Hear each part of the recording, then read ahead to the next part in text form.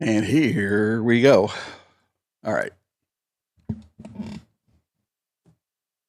Let me just run some of these stupid things before we get started. Quick actions, run ad.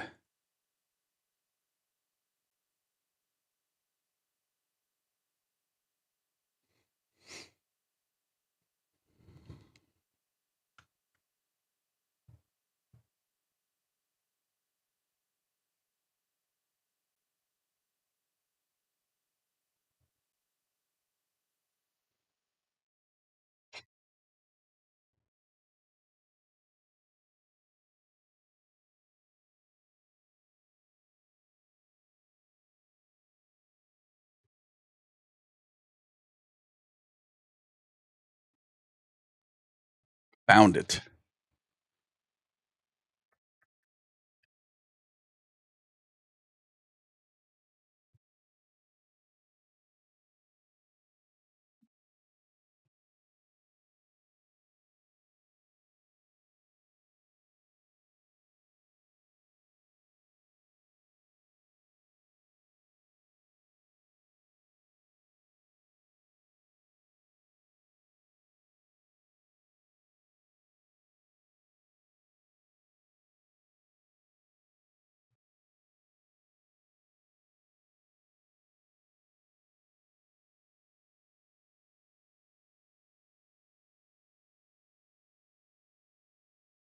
Are we ready? No, we got a couple seconds left, don't we?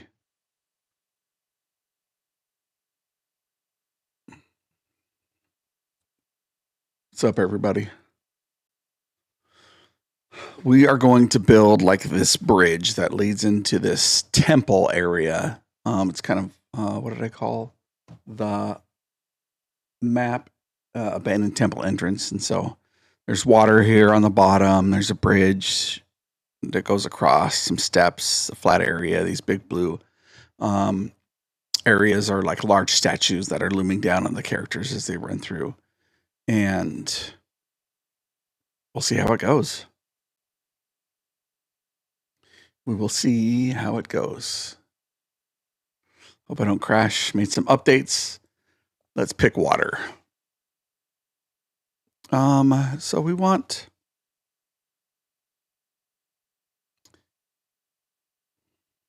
do we want regular light bluish or dark bluish water?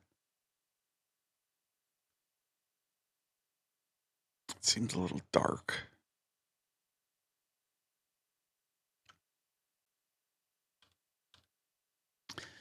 Going to be trying out some new settings I did yesterday, and they did okay.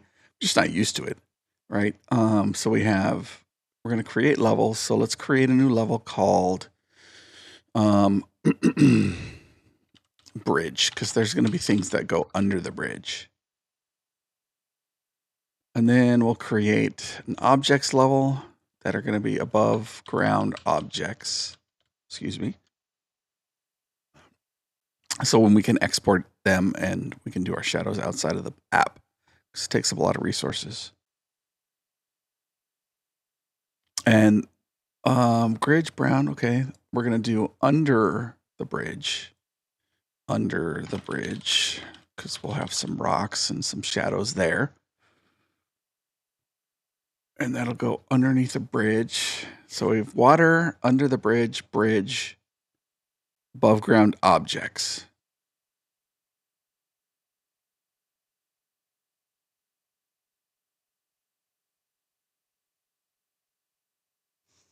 Bridge can likely just go straight across.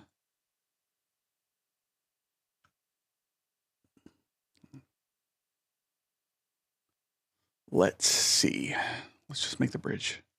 Why not? It's old stone bridge. Maybe some cracked.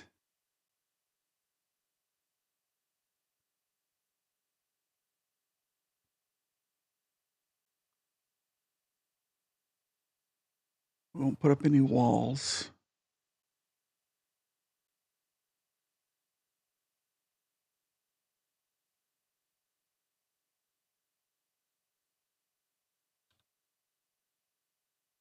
isn't bad.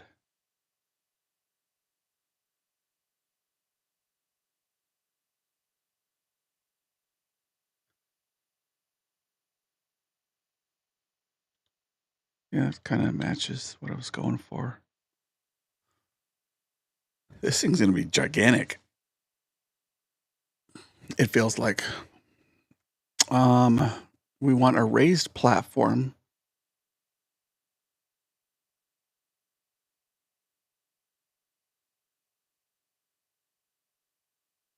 Yes, we do. Of different material. We'll just make it this color for the time being.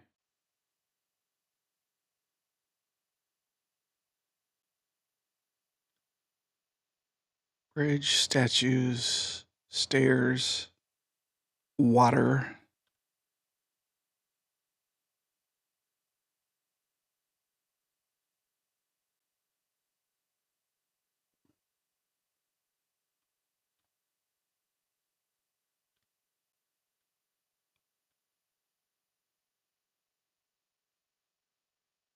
Need to add some rocks under the bridge.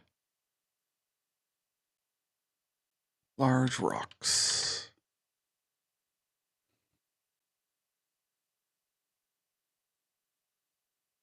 Maybe they get a weird, like, glow.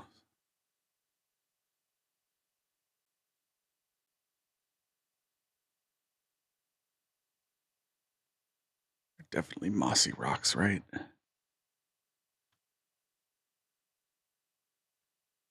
My rocks are small. The rocks in the application are small.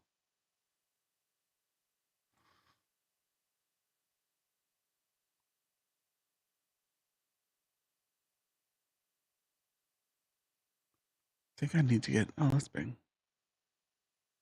That's plenty big. Yeah, okay.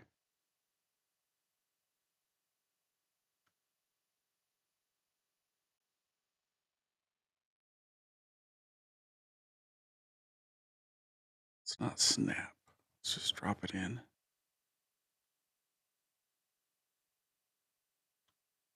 Um,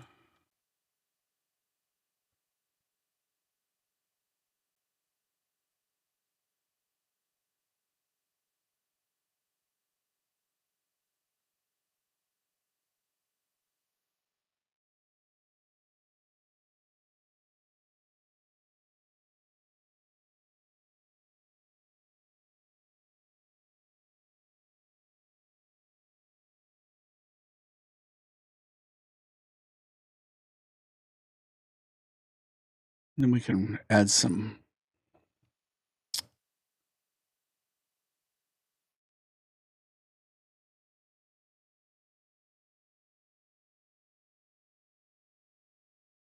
active water around them.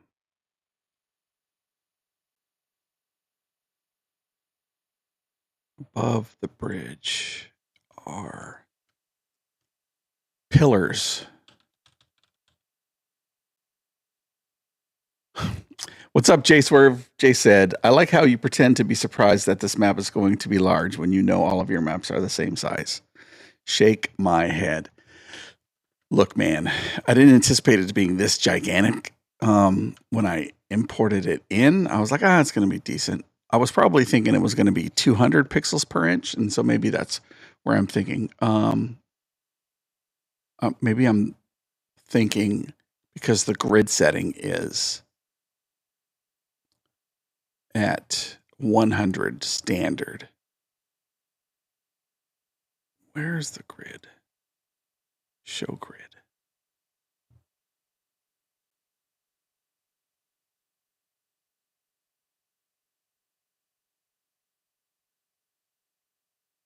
Grid PPI, let's say 200. Extremely large image. You don't say.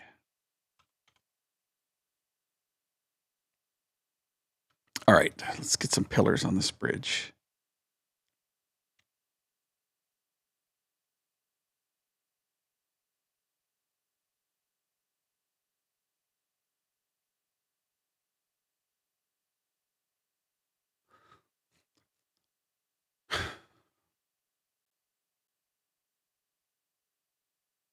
What's your day going like, Jay? Hope it's all right. Maybe not pillar, but column.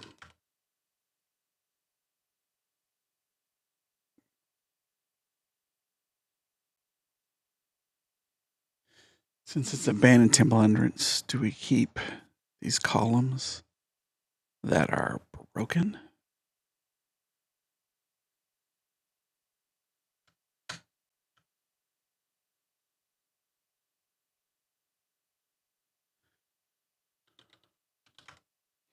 Maybe we make it dwarven style.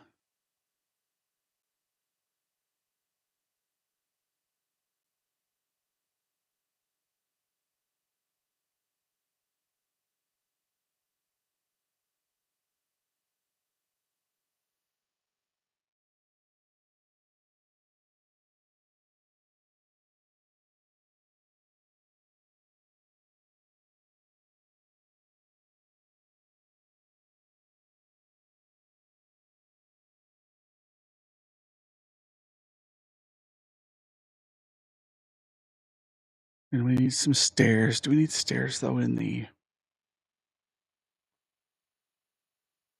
don't think we need stairs because it already has a shadow on the stairs. All right. I gotta put on my tunes, man. What's next? Oh.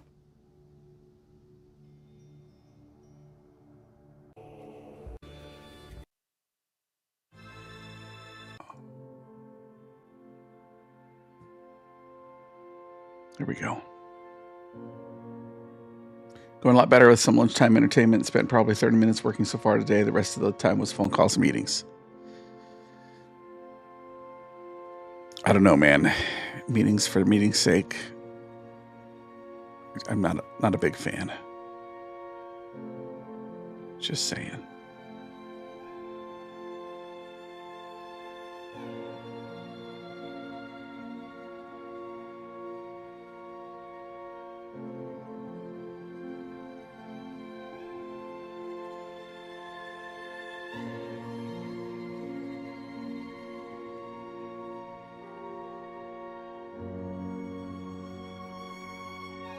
Yeah, maybe this is like some gigantic dwarven temple.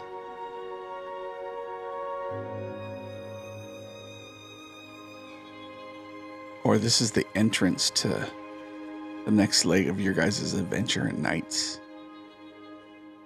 That would be good. Lunchtime, it's 2 o'clock. Time did you get there? Like 9? 10 o'clock?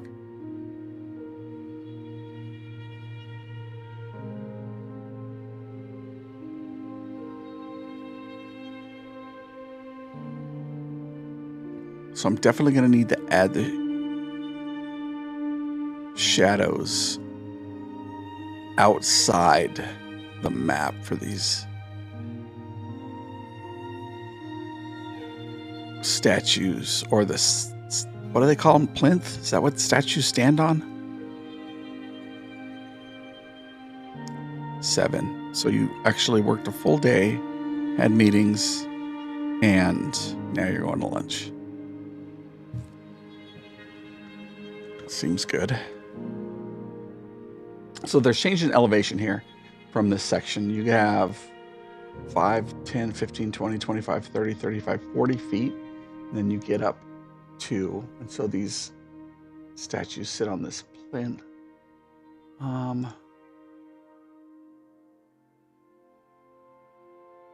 Right, they sit on this section. Can I get away with that? Just putting them on the bridge. Right.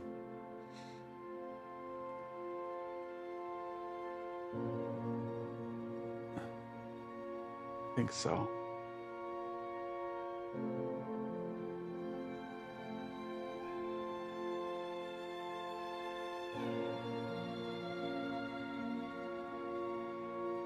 Because it's obviously going to go down this way and then flatten out the statues.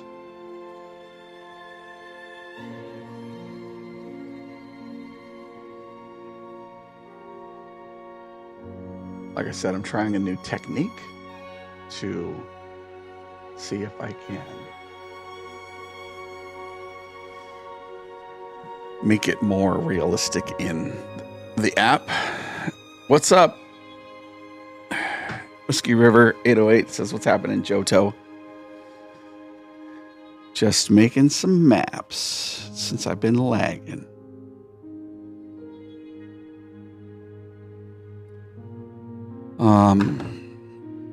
I'm trying some new techniques and doing dishes. I did install the latest update for 2042, and since I was resetting up my stream, jumped in the robot thingy, Rush Robots or whatever it's called. I still got it.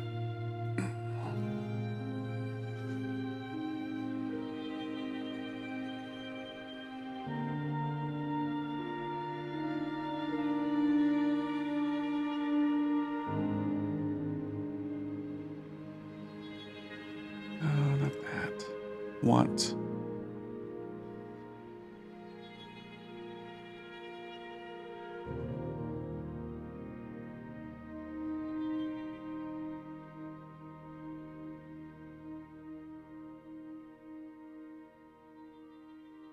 Want to get it where there's column or there's a raised walkway here, or at least, you know, 4 foot tall railings as you go across the bridge.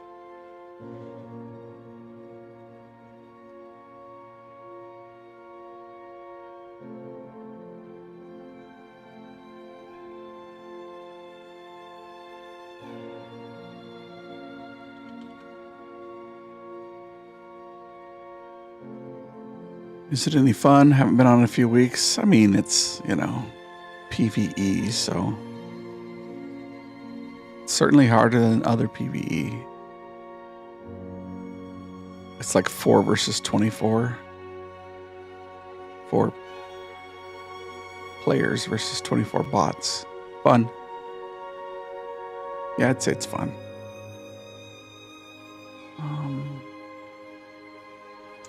This was where our column was before. So anything has to be outside of that section.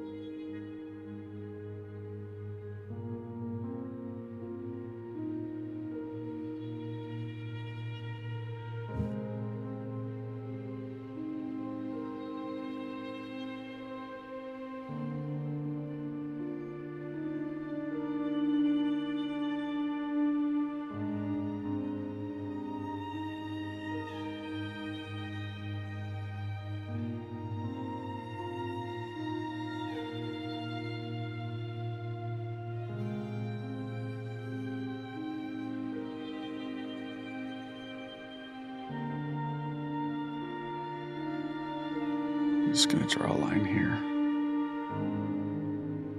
For reference, line please.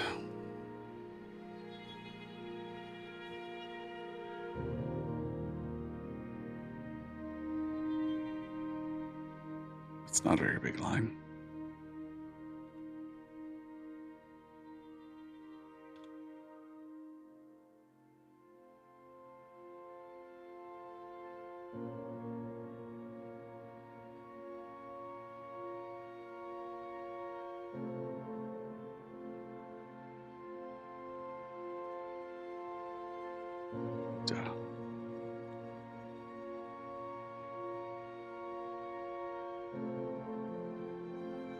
Definitely going to take some getting used to.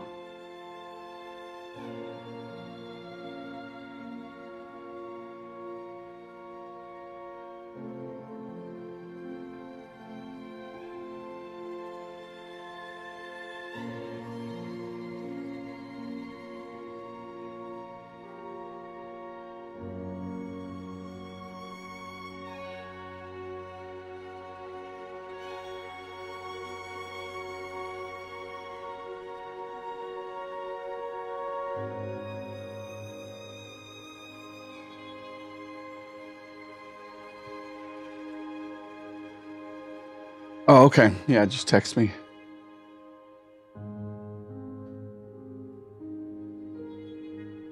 Hope everything's all right, buddy.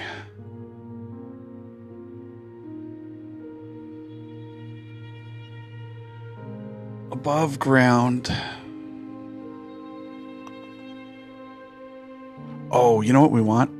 We probably want them to be like braziers, right? As you walk across this ancient temple entrance. And we can drop in some really cool looking brazier sitting here on the wall. Whoa, that's really small. Well, we can find one. Ones that are big. Then they sit on a square plinth. What is a plinth?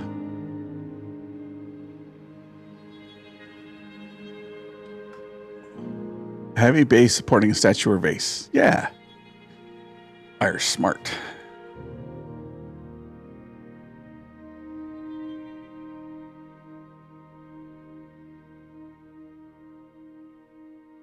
Okay.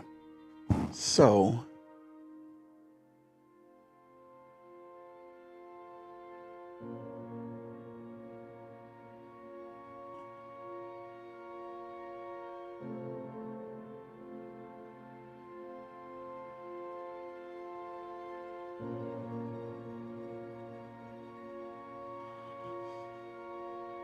I need them in increments of. I wonder if they labeled their stuff appropriately.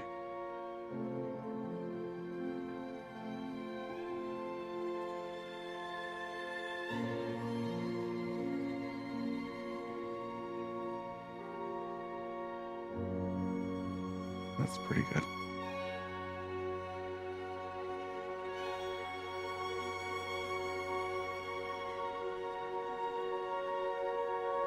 We need another section because it's going to be double.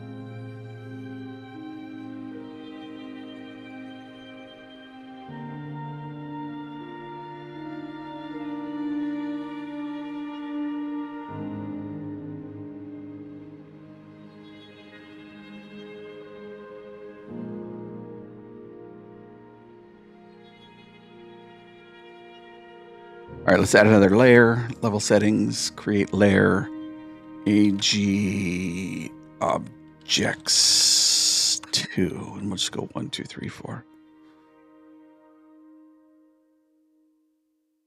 AG objects.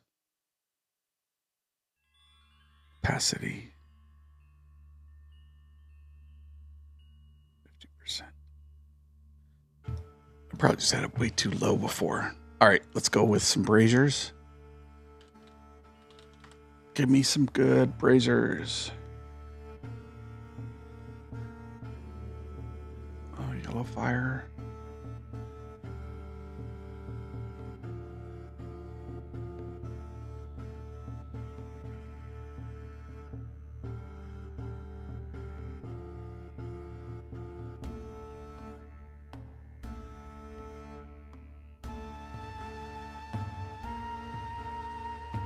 I'll obviously need to fix that.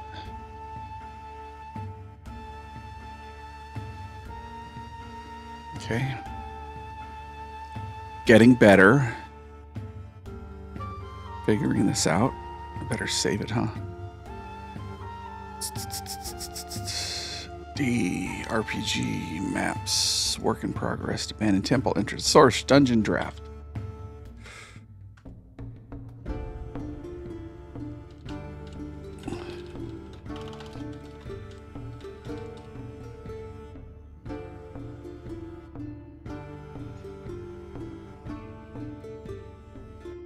Okay. Layer 2, layer 3, layer 4. I can get rid of these little bitty things.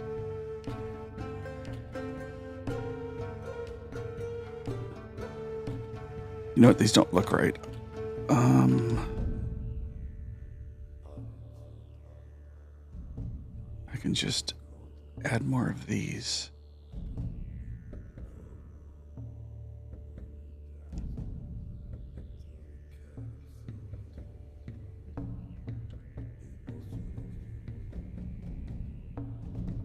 One, two, three, four. Okay, that works.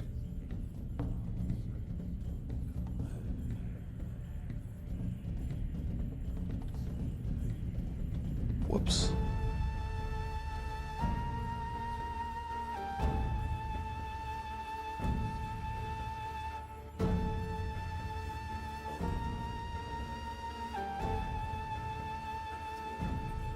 Oh. Snap. Here we go.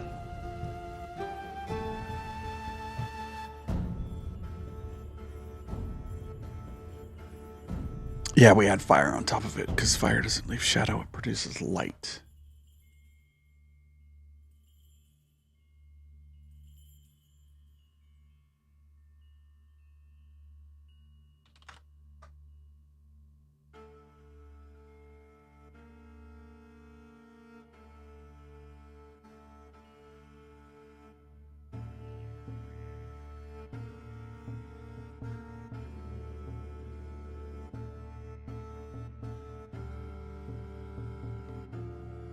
Bet I could animate this map without much difficulty.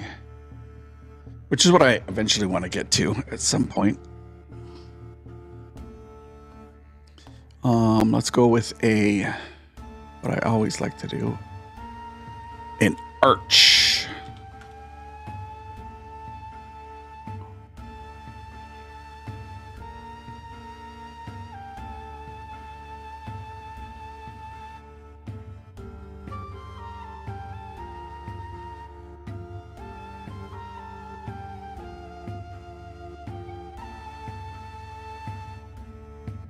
Seems awful small.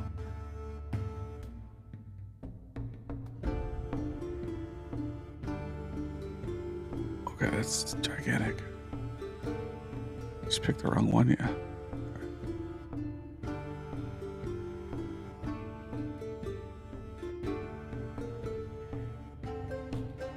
I think we're gonna add some dwarven walls here that cuts it off.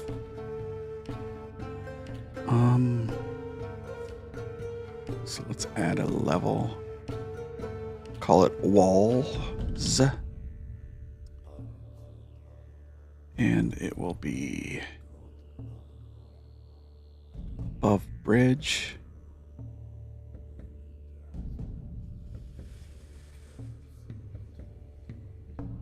Yes.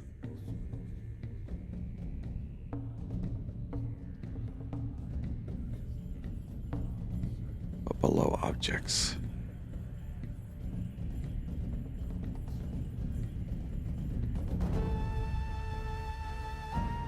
Oh, these are new. Nice.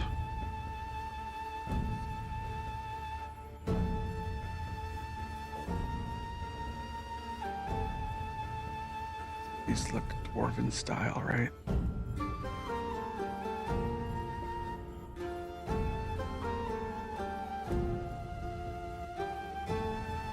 Wrong color. I think that's good.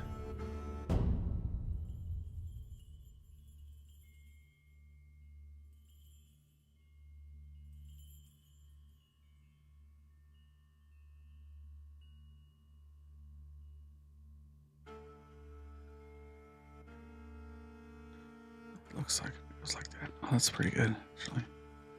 Let's do that.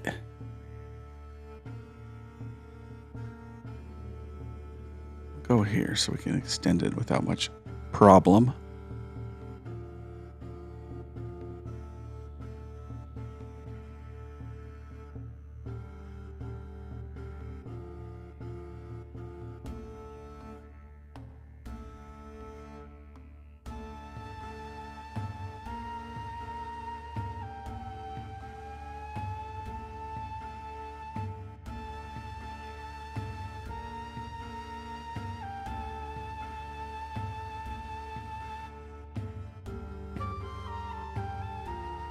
I think I need to take these guys all to the next level because there's going to be plinths underneath them.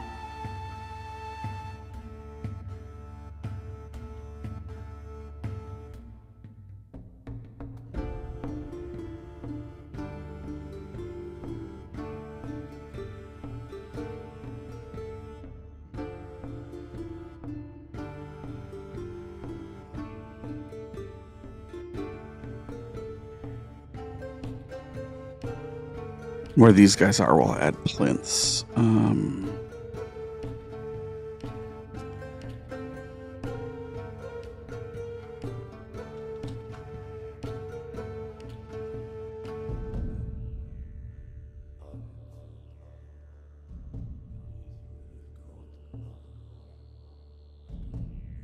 Yeah, can't go that big with these. Of course.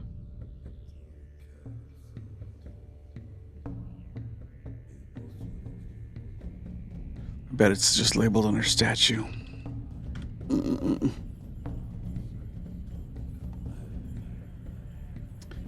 And there it is. Come on, guys.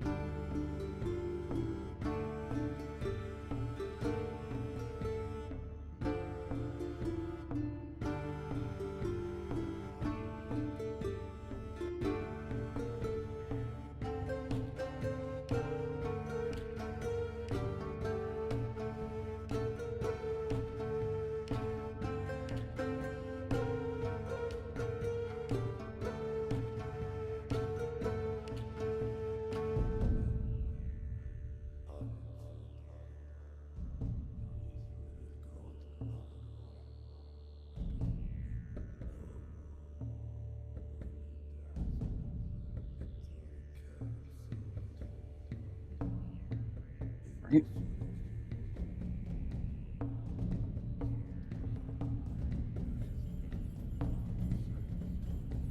Cool. Whisker says, wondering about that. If animation is part of the map making process, not well. It is, and I've done a couple of things, but nothing like release worthy. I want to make sure I get it right. I've been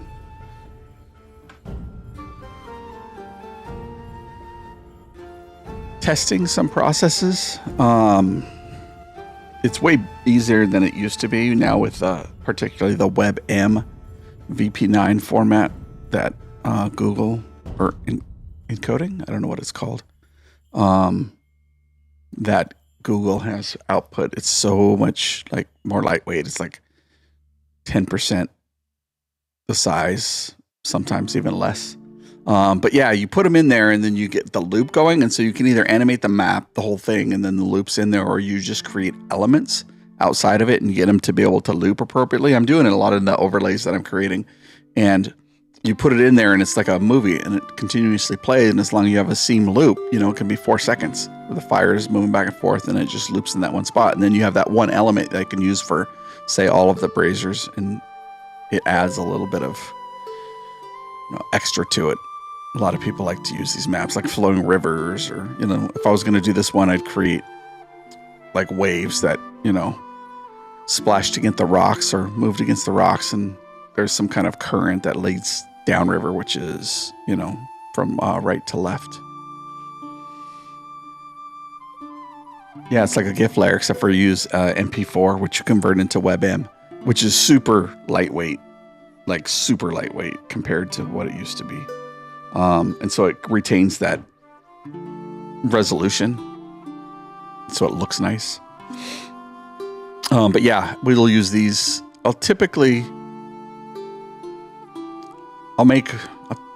got tied up last week and early this week with a faucet issue, but I'll typically try to do 2 or 3 maps, and I'm thinking this one might be used for the next game. If they get through this section, then there's a next arc, and it has like this old area, and this is like an abandoned entrance, not so abandoned anymore. I'm thinking about using this one to do that instead. So we'll see. But I am trying a different technique on this. See, there's so many layers. I can export each layer as a transparent PNG, and instead of spending hours doing shadows, I can just throw it in Photoshop or whatever, and then add the shadows there. And then say if I want it to be like nighttime, sunrise, middle of the day, sunset, I can angle the shadows differently. Depending on when they arrive, I can choose which one I want them to use. Or if they want to come in at the cover of night, it'll look better. But we'll see. I did that with the ghost ship thingy I did yesterday. Just a plain pier, and then at night, the ghost ship comes and tentacles come underneath. All right. Where was I?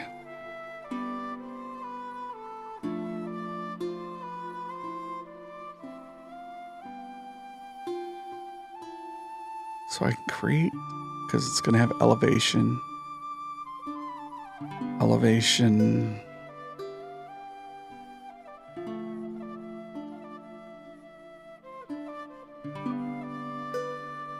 And since it's old, maybe we just make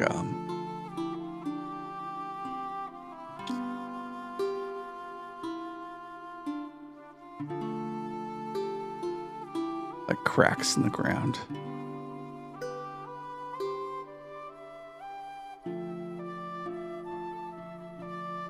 Oh, we can add some. Okay, that's cool. Let's do it now.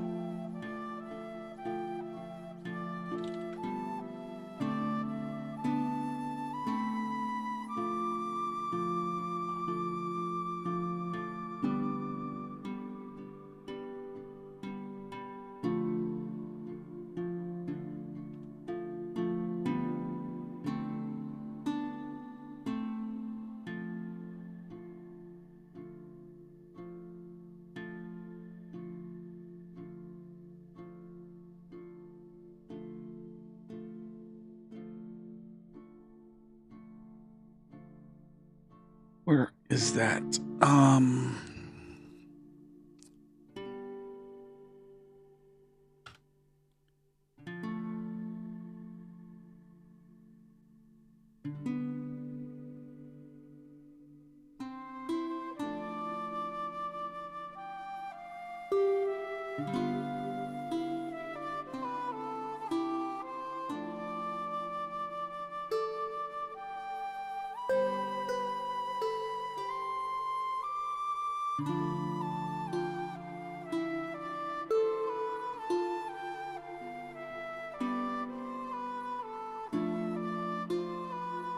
just using it for placeholder so we know where the center line is. because I'm a noob and I'm not used to this.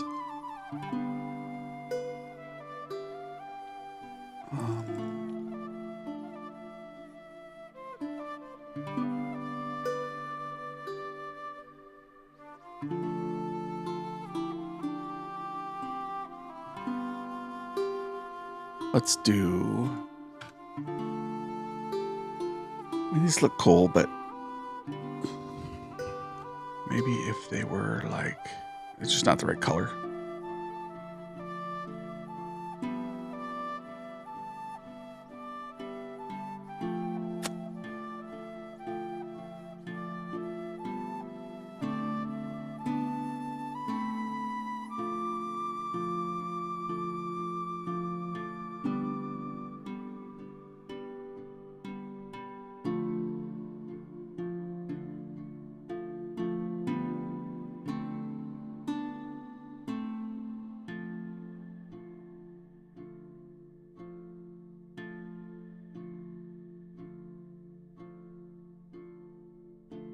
I want to put like markings on the ground so it's obvious, and then paint over them to be more.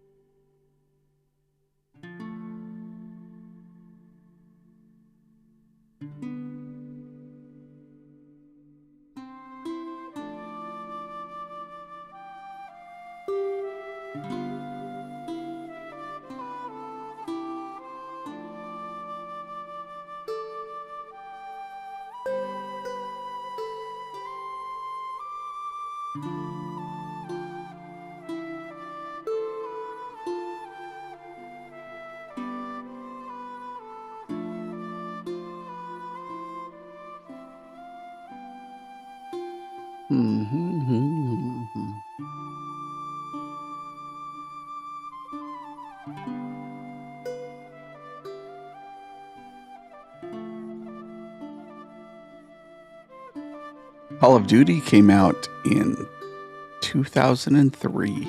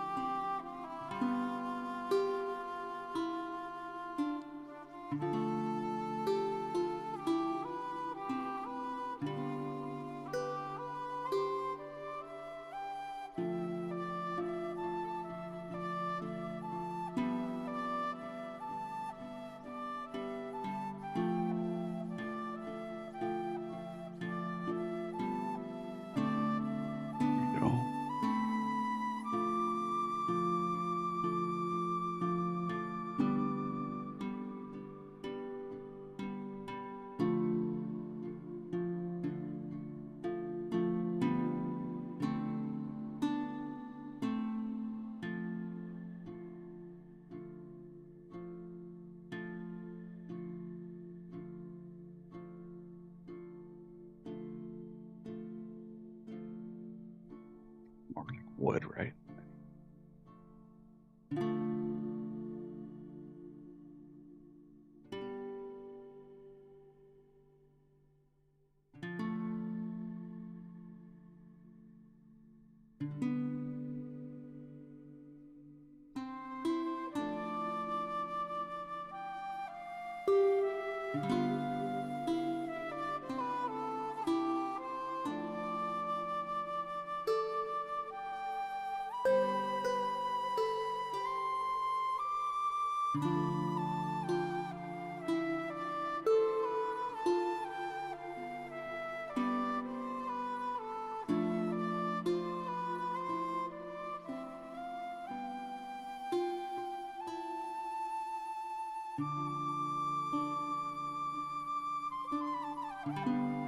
Jimmy always wondered why I used to work so late.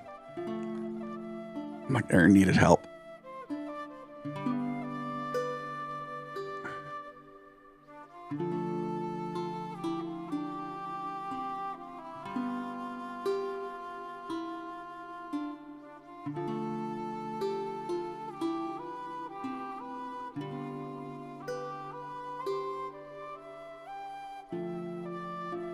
So we got water, rocks. I'm not. I don't know what the word is, clued in on whether rocks in a moving current have algae on them. Probably not, right?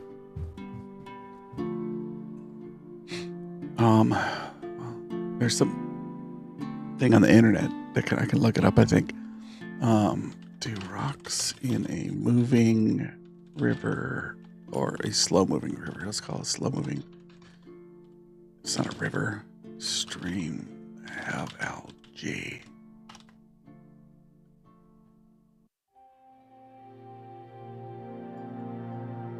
Oh, yes. Rocks in slow moving streams are likely to have algae grow on them, especially in areas with warm temperatures and nutrient rich water.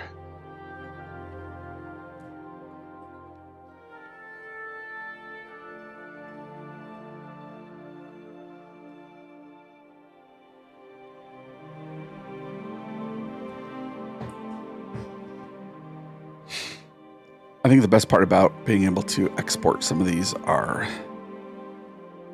layer by layer. I can change them.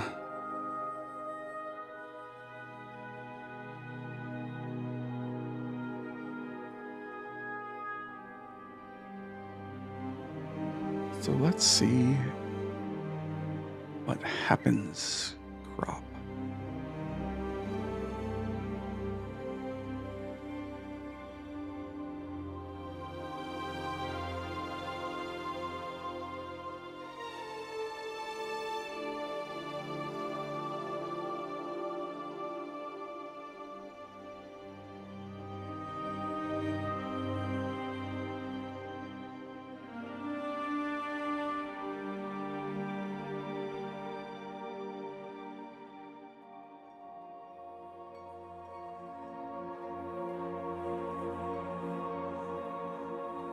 Means I can also add water underneath it at my leisure after. Export.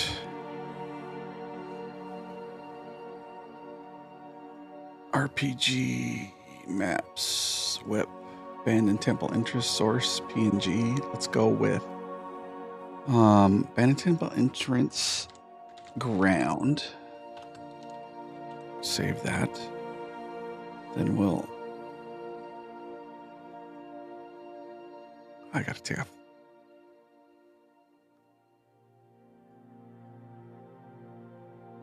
The grid. Take off the grid.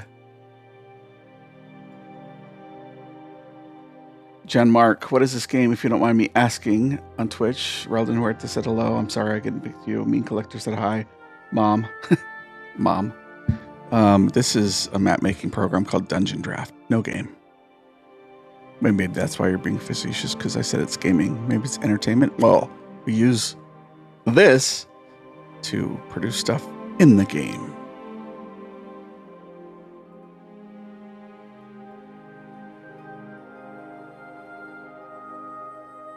Under the bridge, export. Under bridge.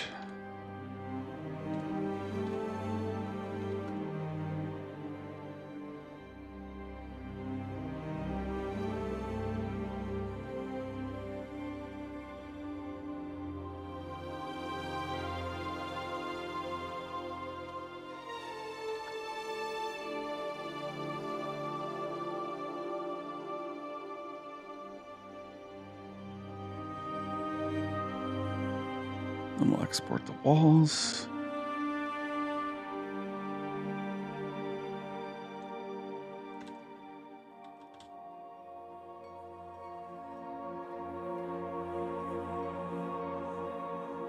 The above ground objects. AG1.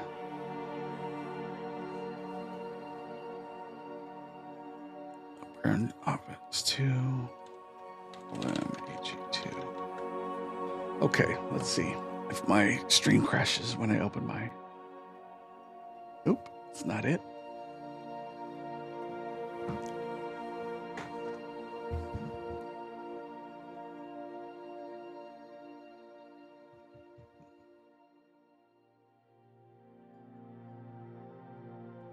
We will go with 100 by 100 transparent layer. Create. And let's see.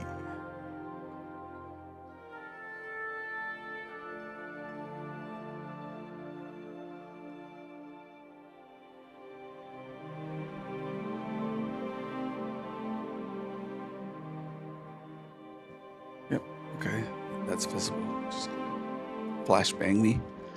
Flashbang myself. Let's place all of the objects we just created. And see what happens. See how it looks. Maps. Whip.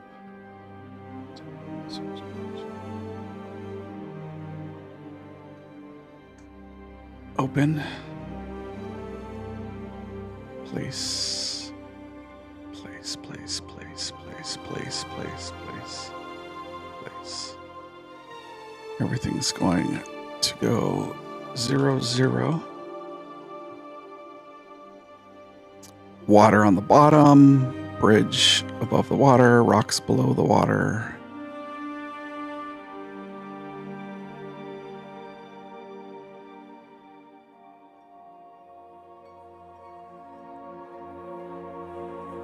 Walls are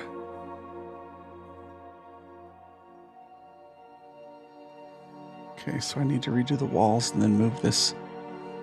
Do I need to move that section over? Yeah, I need to move that section over.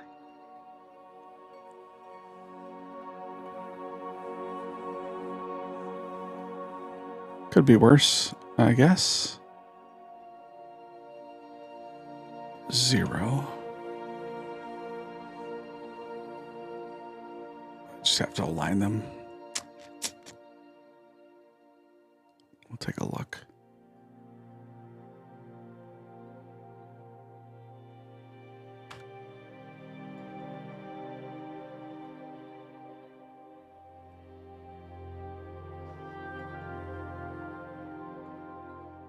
Actually, I can... Whoops, that's not the right one.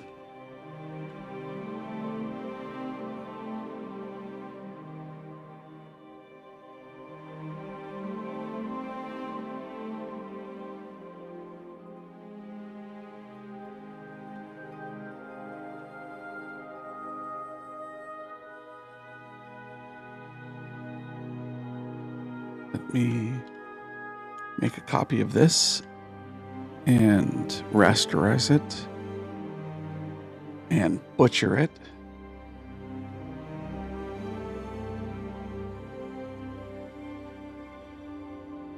So that's what I do.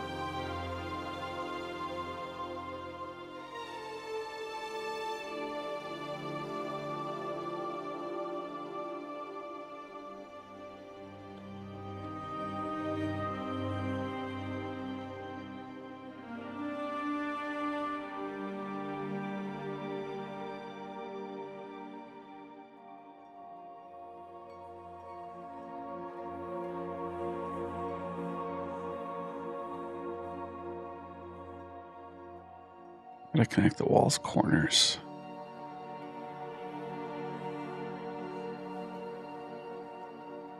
Let's go do that.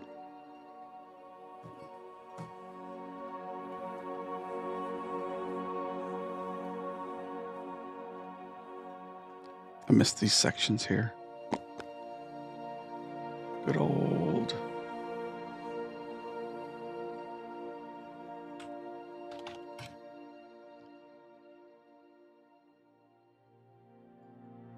It's way too big.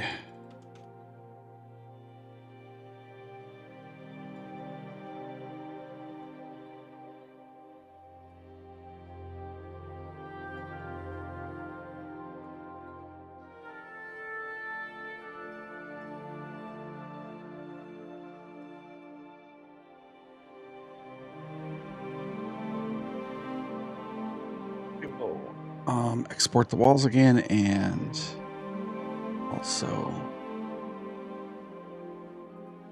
this guy needs to be a little bigger.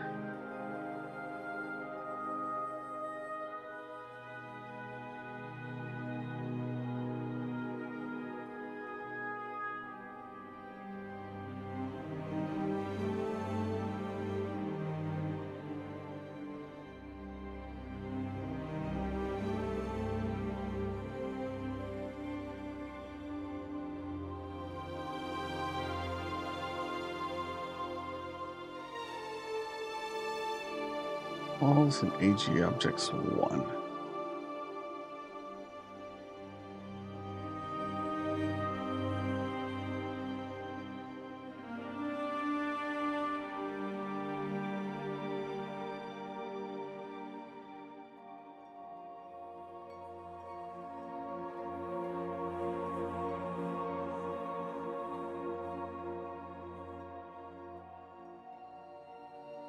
Let's take a look.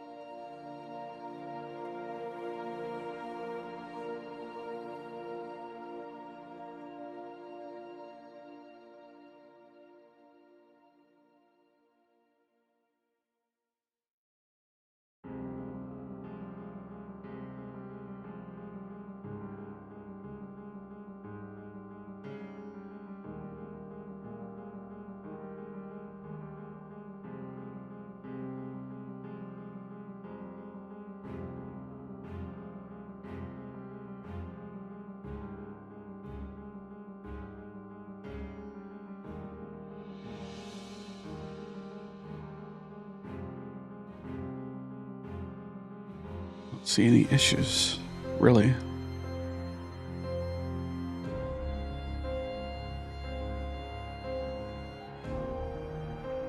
Fix the pattern in the back with sky.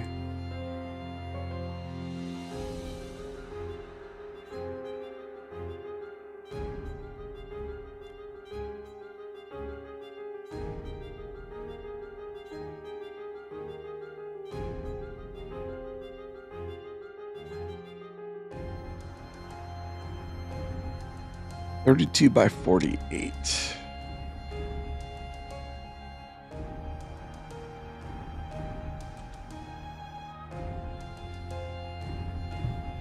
I'm just gonna save it.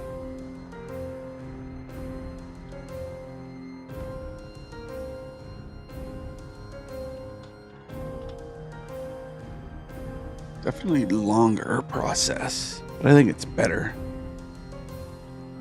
Jay Swerve says, look great so far. Can't wait to see them completed. And more on Tuesday nights at 7:30. Yes, sir.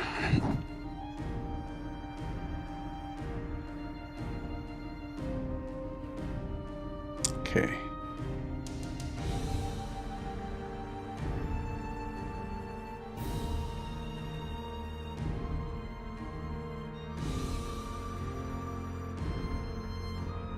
Let's drop some shadows, shall we?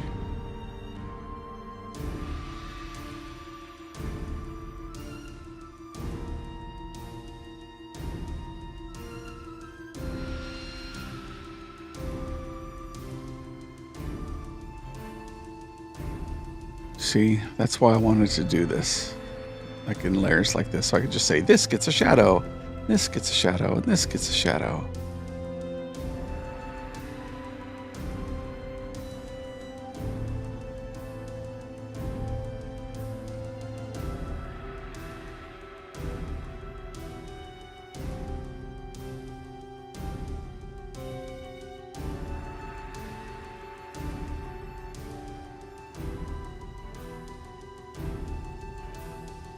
You know, these aren't above water, they're at water level. I think I'm gonna just put rocks in that are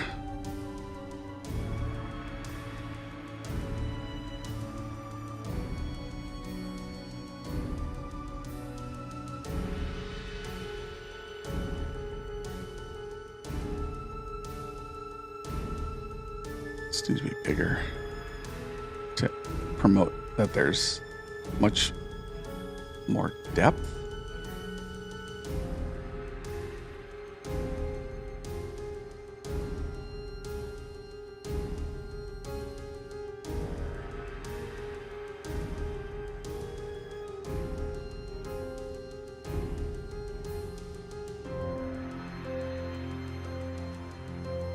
Yeah, it's gonna be.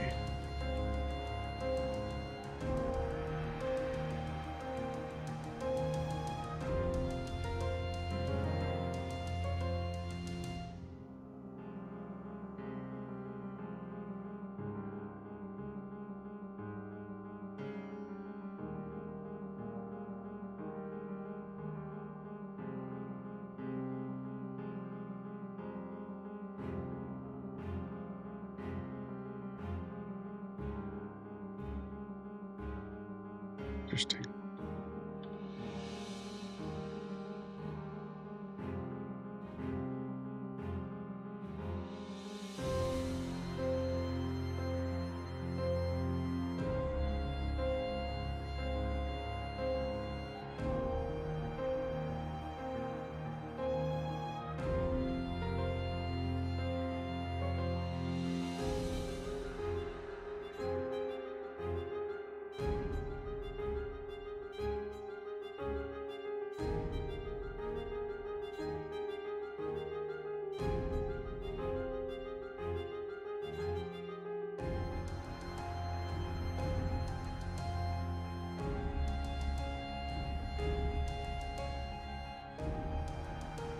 Trying all kind of new things today.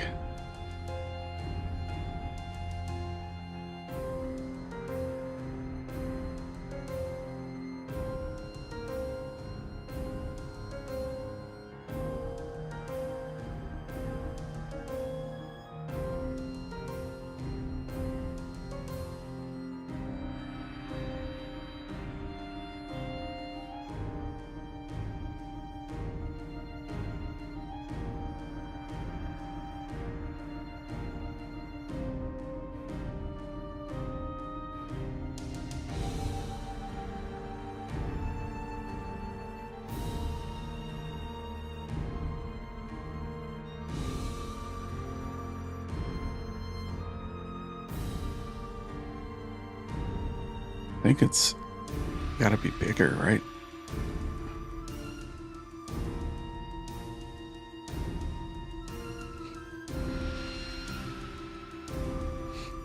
And then I can just go in and dodge out that section.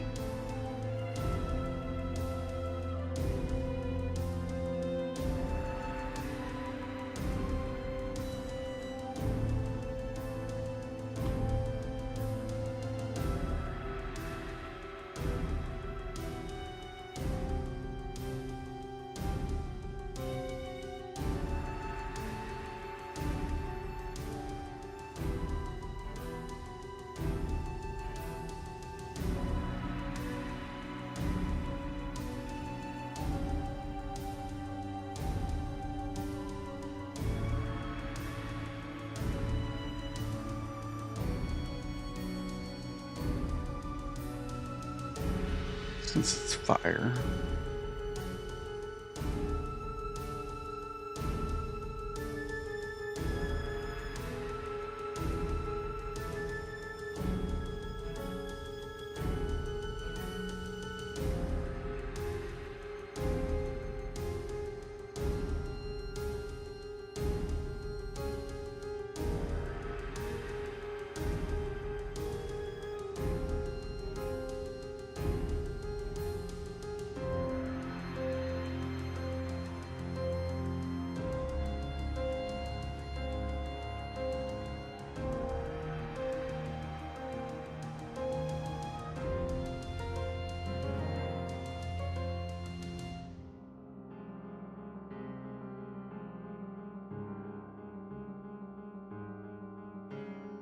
Yeah, I can do that.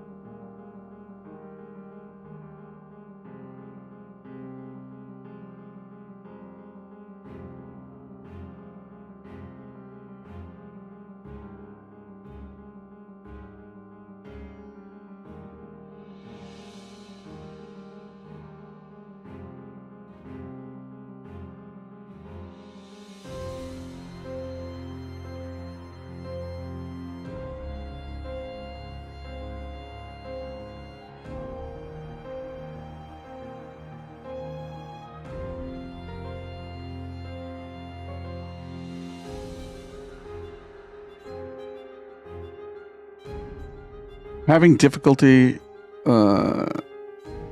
with the scale of the map. What is the approximate size of a player?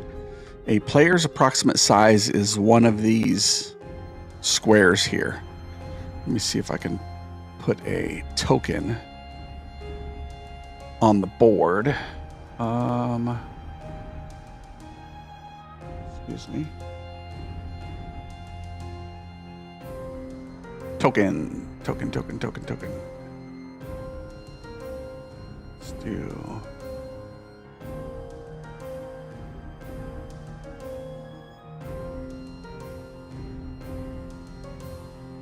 This guy's gonna be this big.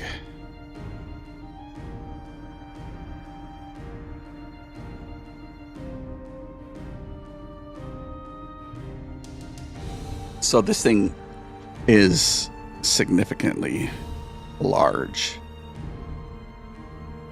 I mean, but the good thing about it is you can really just cut it in half if you wanted to after, and then he becomes this size, right? If you cut the dimensions. That's why I always like to do it in even increments, 4,200 by, what is it, 3,000 or 5,000 or whatever I said.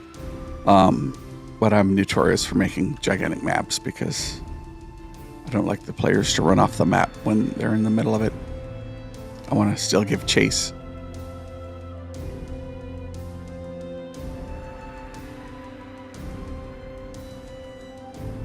Okay, let's see. Can I do...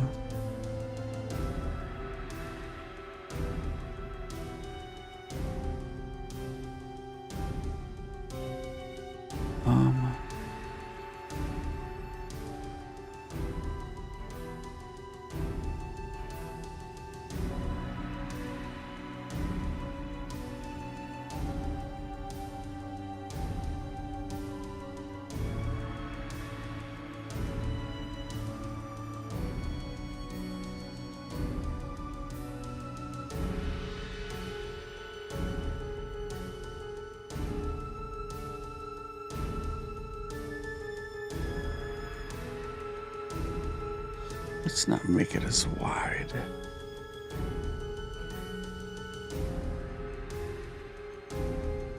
And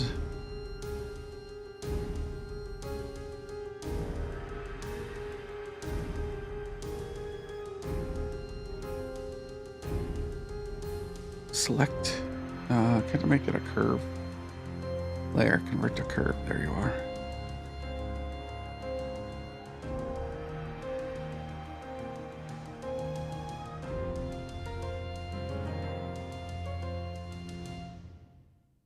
Right, for the stairs as it goes up.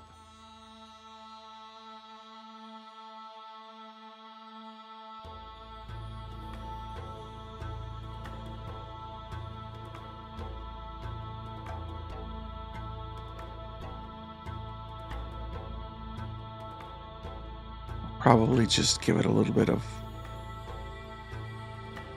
blur so it's not just so harsh on that triangular line section.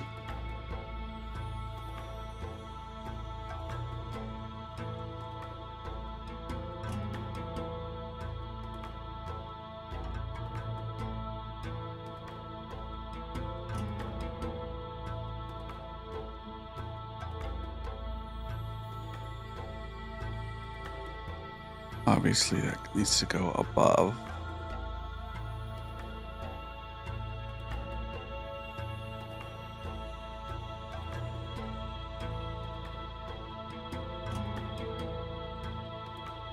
It's good enough.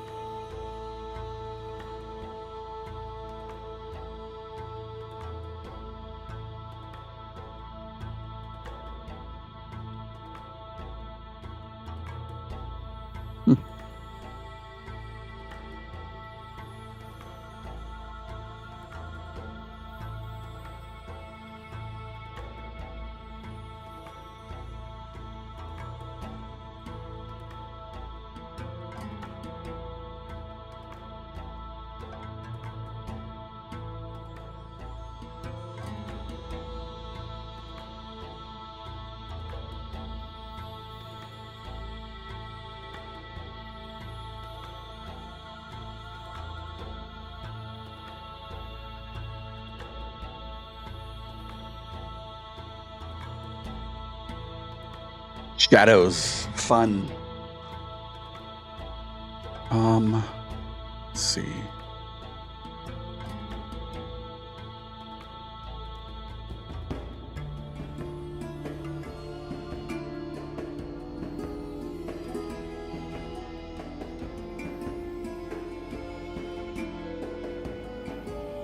Don't work.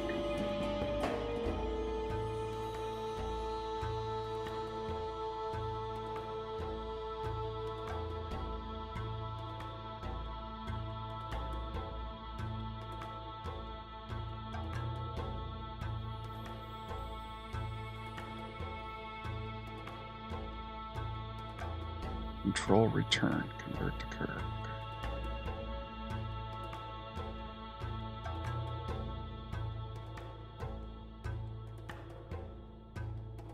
Maybe I should have made that section its own layer.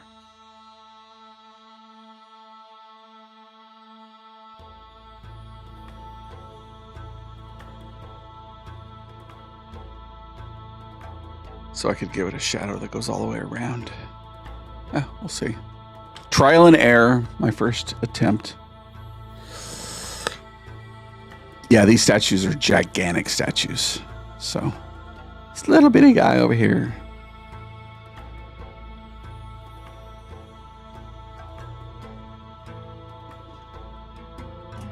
So, I wanted to give it the feel that this place is massive and the adventurers are going to have to do some things.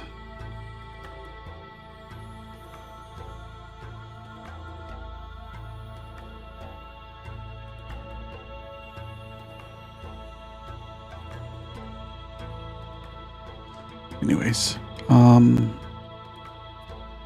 let's go with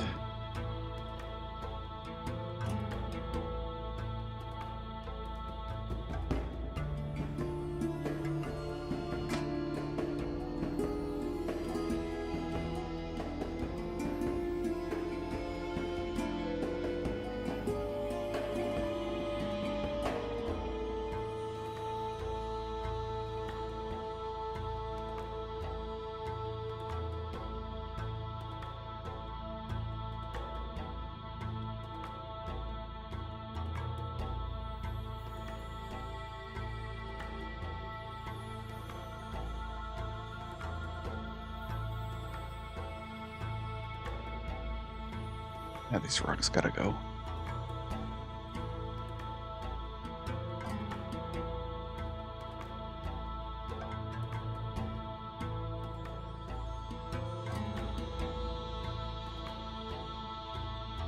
Here's where I hack it all up. Oops.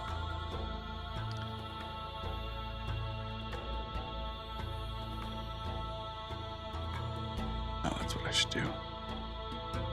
Snap. Aw, snap.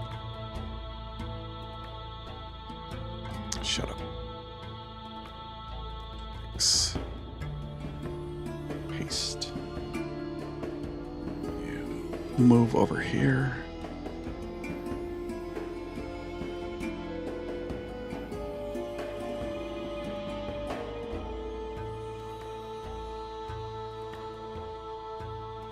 So now I've got these sections separated, and I want to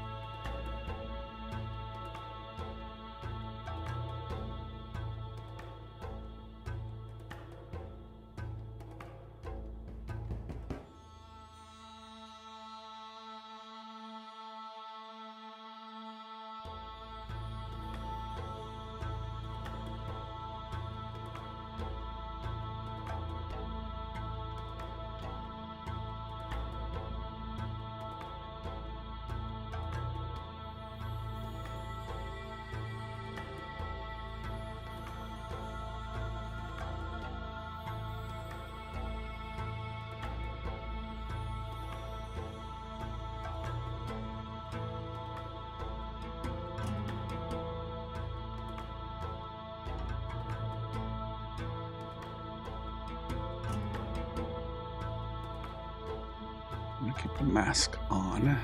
Toggle the other stuff.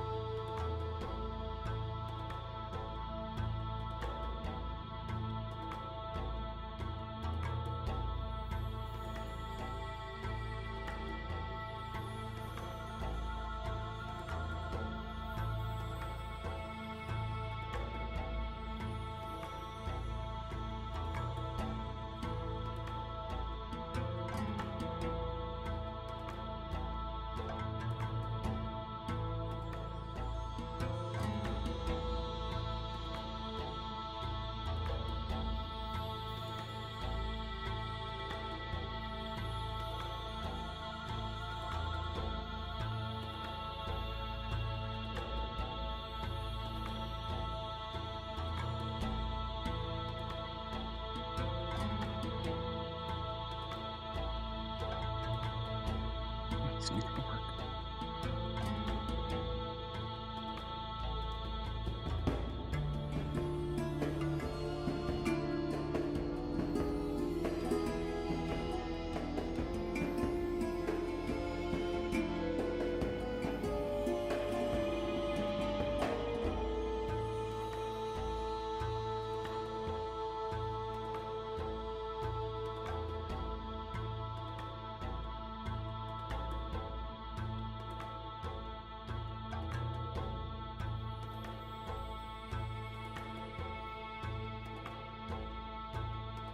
Something for me to remember.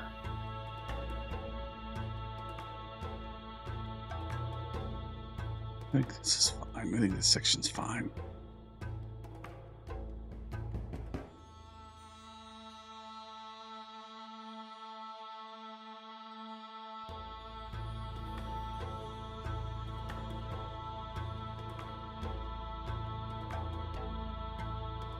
You do have to bring the up a layer, the archway up a layer. Or just move the walls, actually.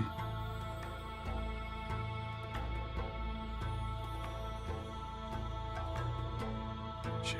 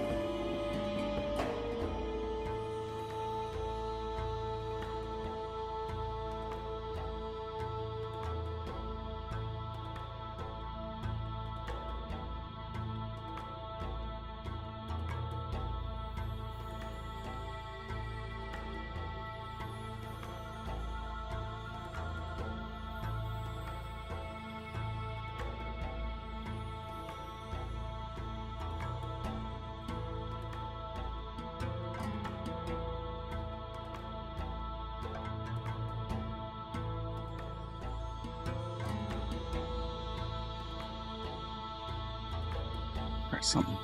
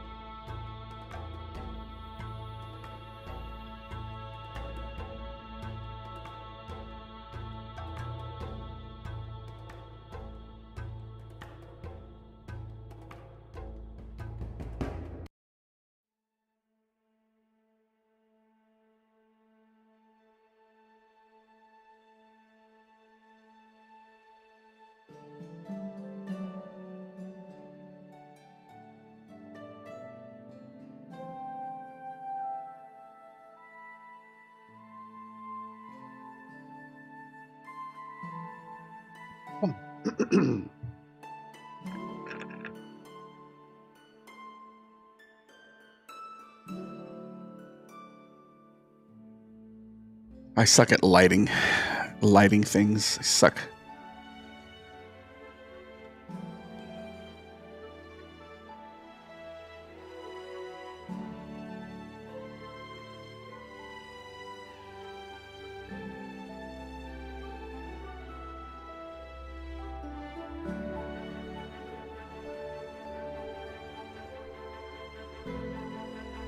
I'm just wondering if I need to make a triangle.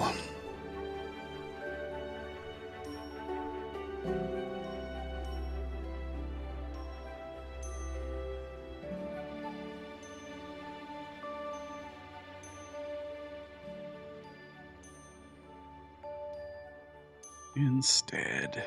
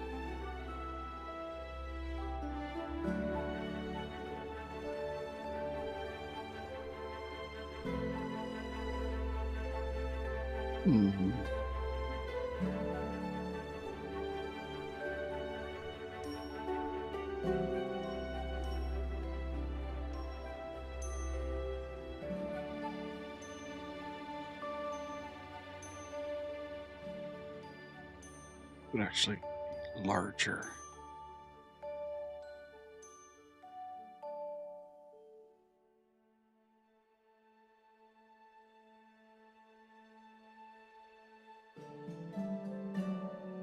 Hello. Snap.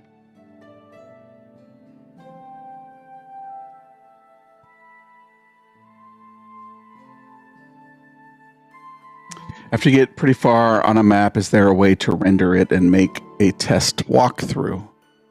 Yes. I mean, it's just putting it into the virtual tabletop. There's a bunch of tools out there that let you import your map, and then everything lays on top of it. Lighting, tokens, doors, walls. You have to wall it off. There's tools. It's actually pretty cool, to be quite honest.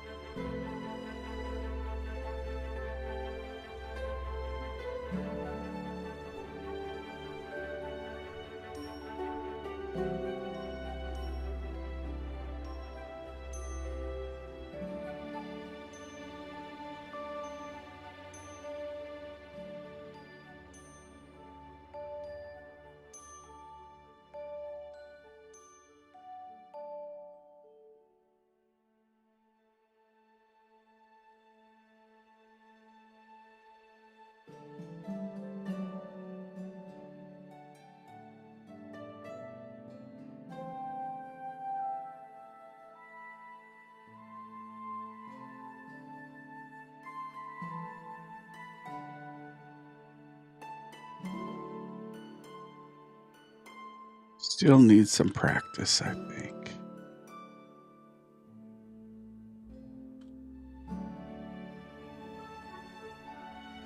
This one is terrible.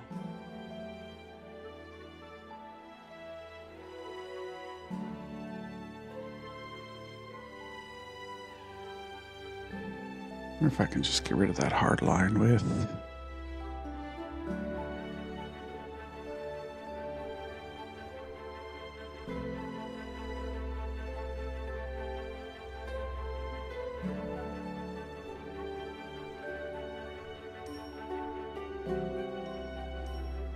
You know what? I'm just being an idiot.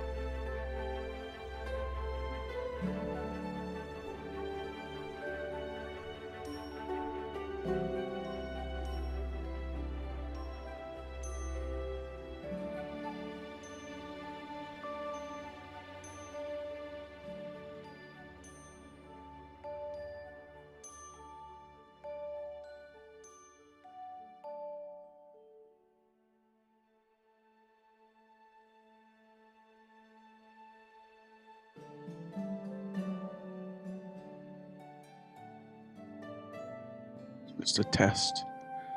Just a test.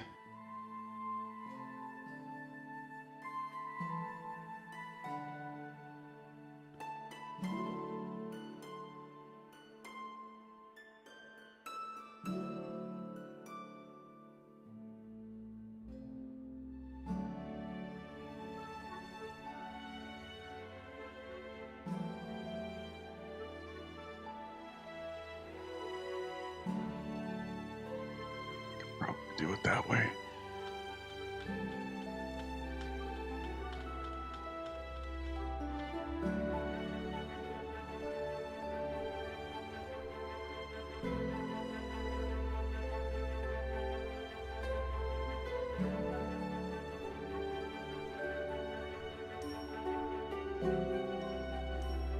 Let's just look better.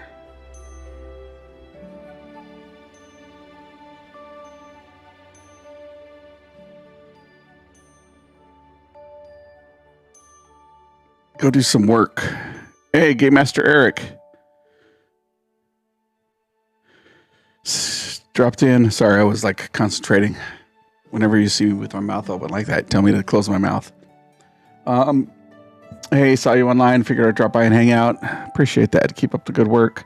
We'll be lurking. Lurk. Rolled an 8 on your stealth, buddy. Plus 10. 18, not bad.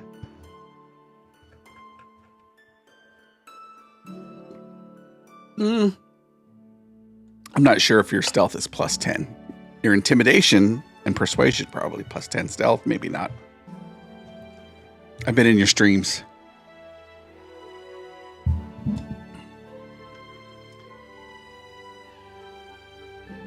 So I'm trying to figure out this elevation, right? Because this is supposed to be like a temple entrance. I'll put where the transparent stuff is. Yeah, I hear you. Elevation goes up 15 feet, right? No, 20 feet here. 20 feet. these side sections are still above, so you're walking in with these rails and these plinths with braziers, and then these statues are way up on the elevated section, and there's murals carved in the wall along here, and then it goes up another 40 feet again. So you're walking up steps, up steps, up steps, but they're still. So I have to have like descending shadows. You know what I mean? And I suck at creating shadows because I never took that theory of you should do this. And I'm trying to do it outside of Dungeon Draft so I can control the different levels and just drop in a, hey, this is my entire layer for the objects, and you add a shadow to it and it adds it to all of them instead of manually clicking here, and here in Dungeon Draft. I want to give it more realism and less dungeon draftiness. But I can't get around the theory of, hey, I have this thing here. Because it looks great when there's not, but there's, 3 layers of shadows that should exist.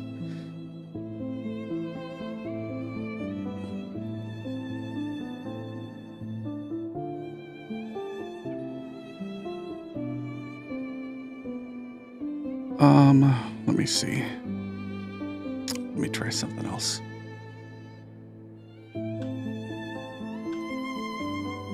You excited about your new Monday group? Is it a new group or they're new players? I know you have a wait list, but is it like new people? Like, shake it all down for me.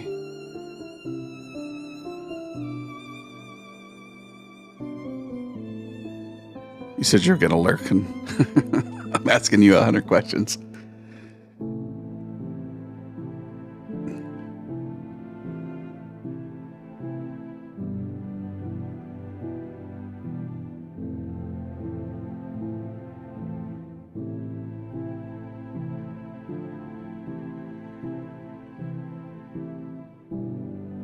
Let's start at the top.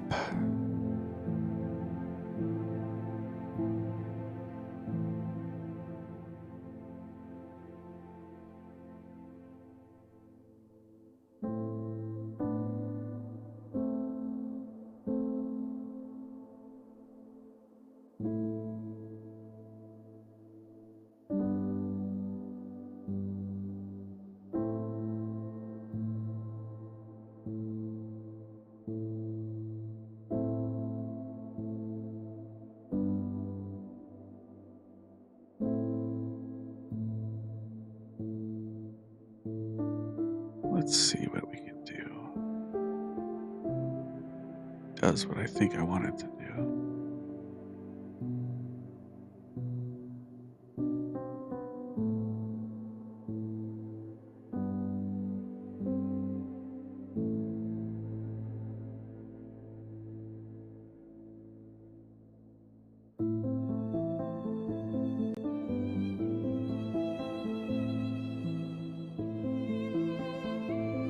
Oops, not there. Yeah, that guy.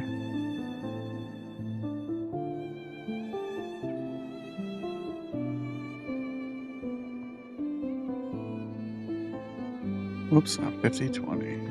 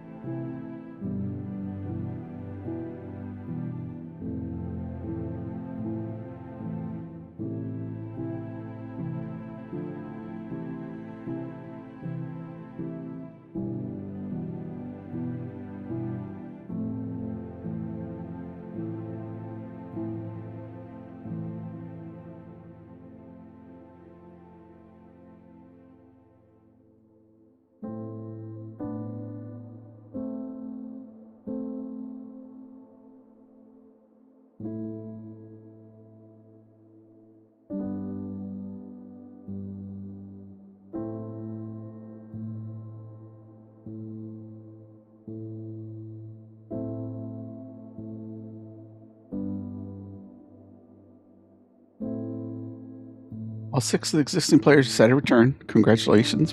We're making the world's largest dungeon with lore factions. Wow, okay, so like 18,000 encounters, not much. Which should last them a while. Original story kind of sucked, but I'm redoing that whole thing from the ground up. They're also getting a 2024 patch. Oh, that's dope. Very cool. That's very cool.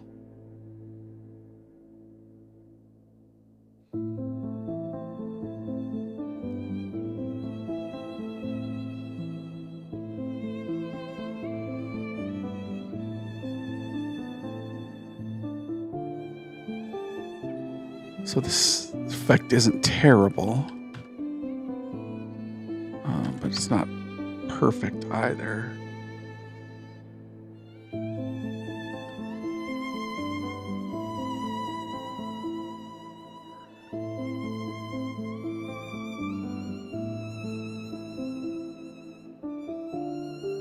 Oh, I could get, okay.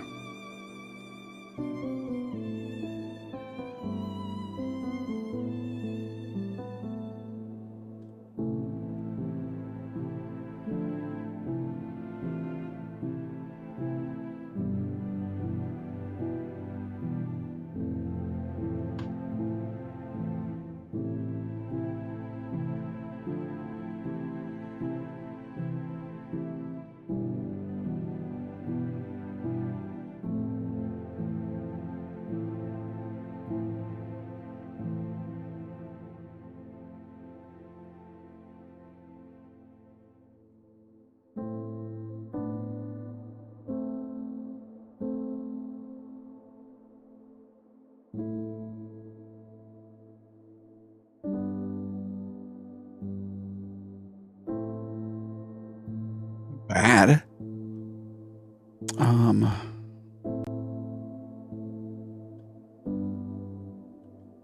It will get better, I promise.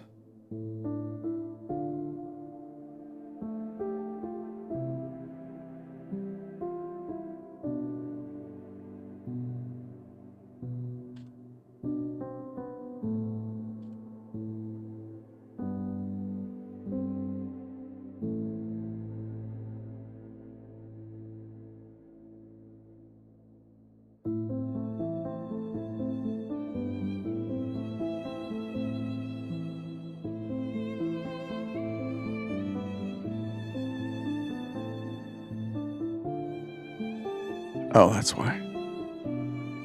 And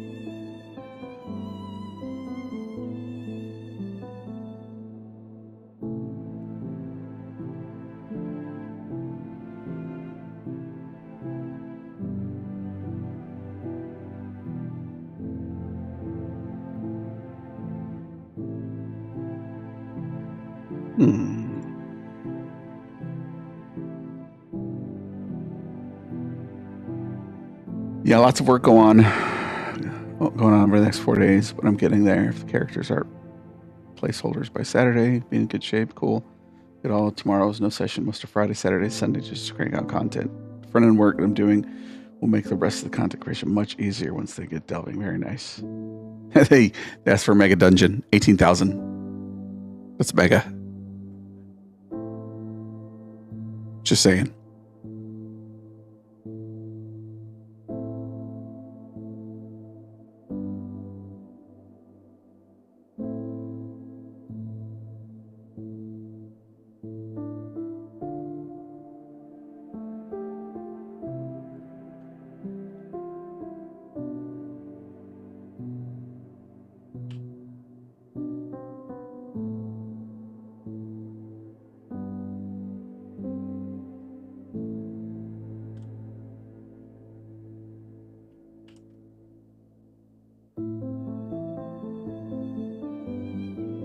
That guy can beat it.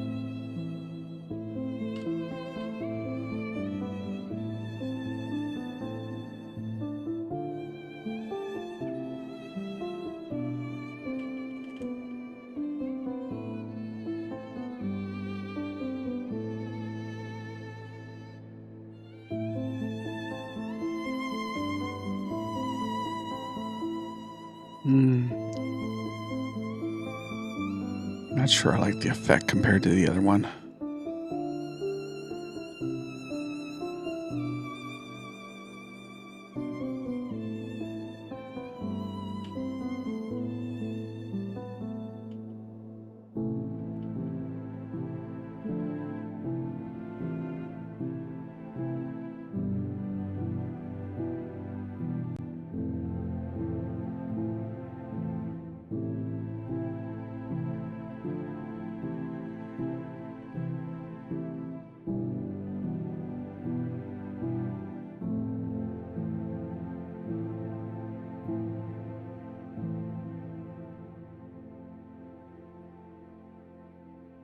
That seems more natural.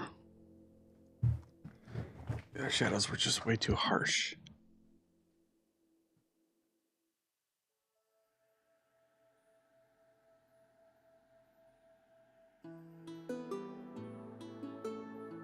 I also feel like it has to be darker right up against it. I don't know the theory of lighting.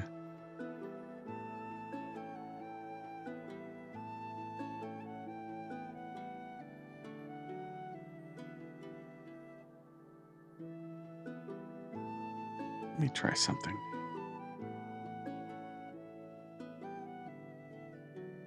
Might get me there.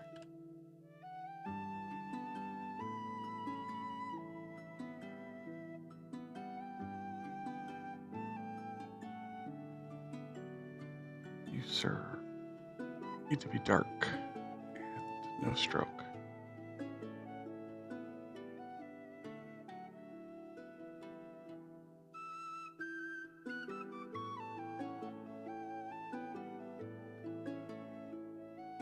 Hey, that's much better.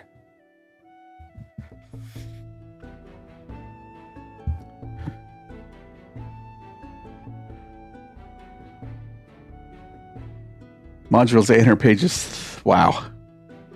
Wow. I built my 1 to 13 campaign and it was 390-ish pages. There was fluff and narrative in there, but 800 is impressive. So I typically create like a night version and a day version, right? Patreons, champions get all the different variants, and I release it to the public as just basic. And so I wanted to do it this way instead of just doing it all in Dungeon Draft and then adjusting the shadows there, because the shadows there are pretty much 2D top down. I wanted to break it out in into layers, right?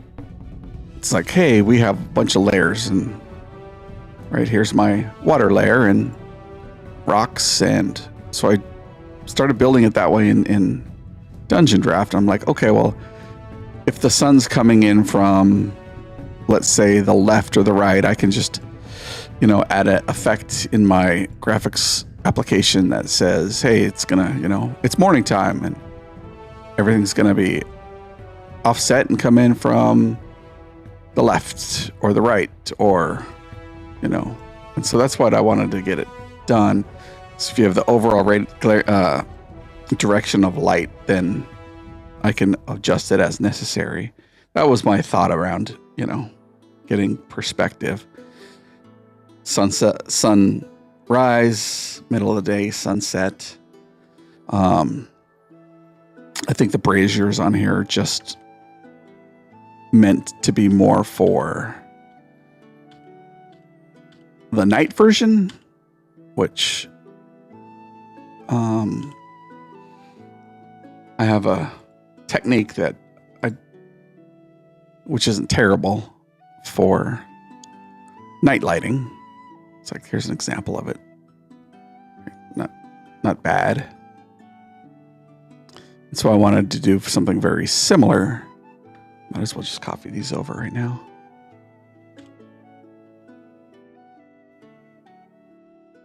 My app's gonna be, I hate you.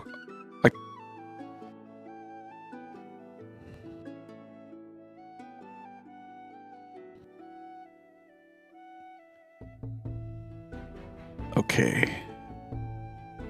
And so I just have this layer is just not the sig layer.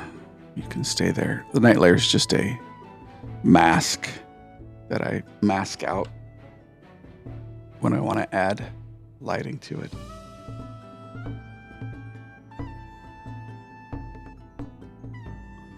And so what I'll typically do for the night section is just, say, hey, I want a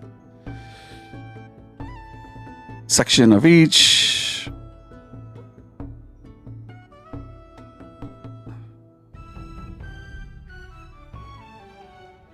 And then it'll grow, depending on.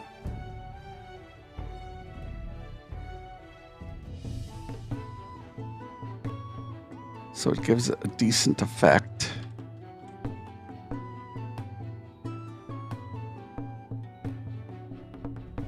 So I make typically 3 concentric circles bigger each time.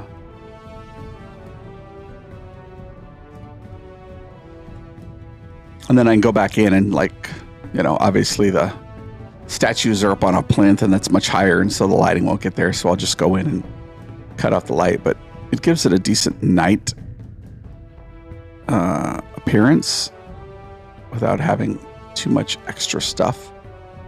And then I can drop it in a Foundry and then add, some animated lighting effects. And I don't know.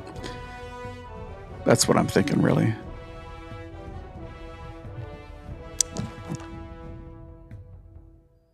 But I think this little line added a good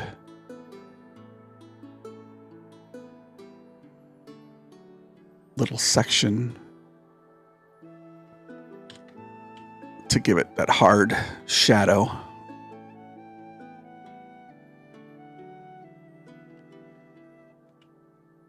This certainly takes longer than just doing the dungeon draft, but I want it to be nice. I want it to look nice.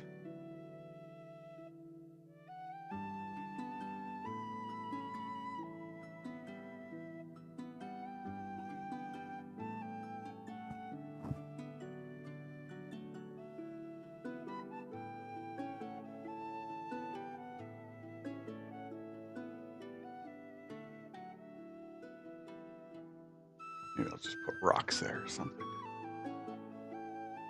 Like stone wall pattern.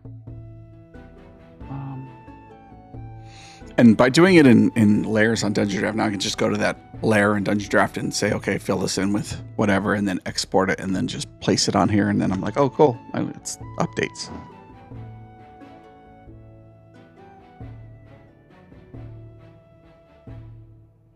But I have the propensity to make my maps just way too big.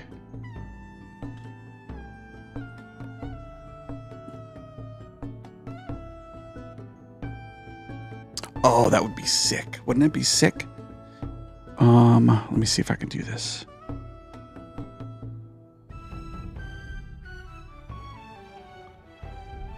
Because there's shadows.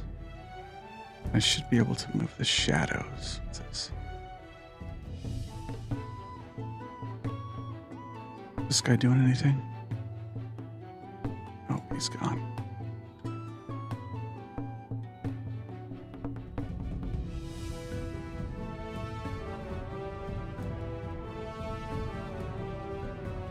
Maybe it'll be just easier to move this guy down.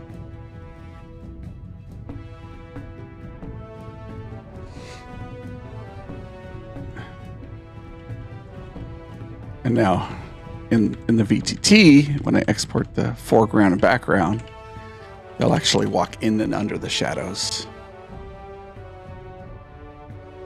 So it gives a 3D effect. That would be cool.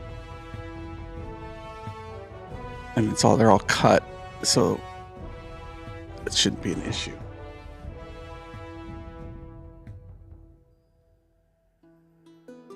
Gonna be lurking. Gotta eat steaks off the grill. Oh, man. That sounds so good. Enjoy it. Talk to you soon. Appreciate you dropping in, buddy.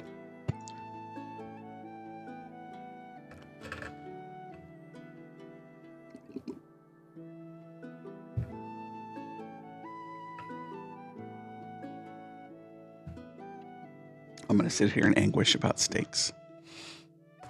Let me text my wife.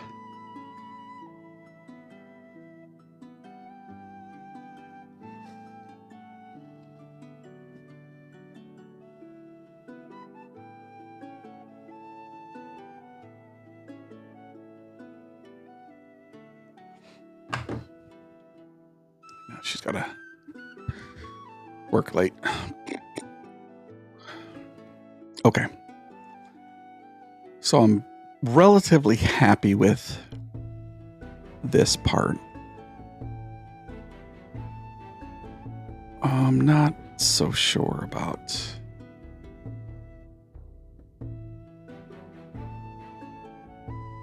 Let's add...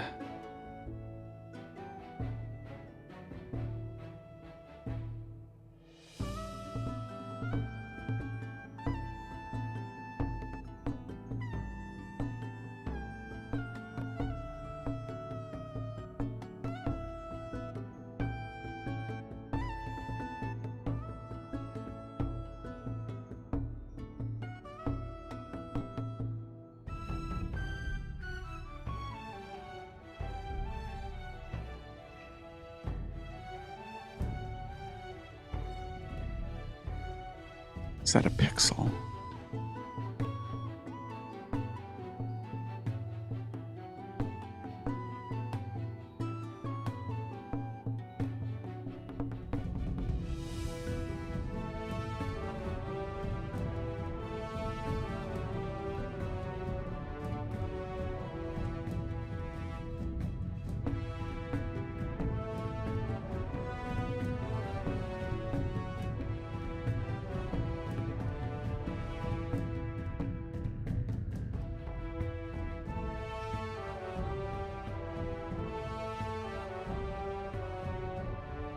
Oh, I know why.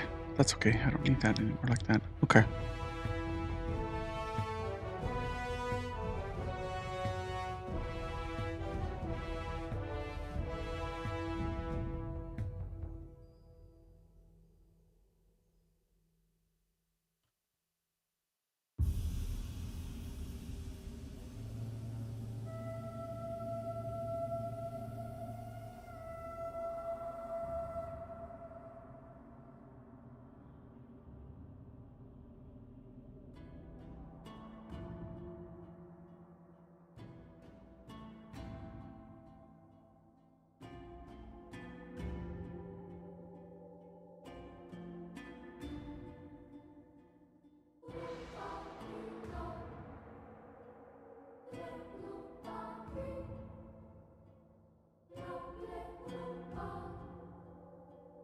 %. I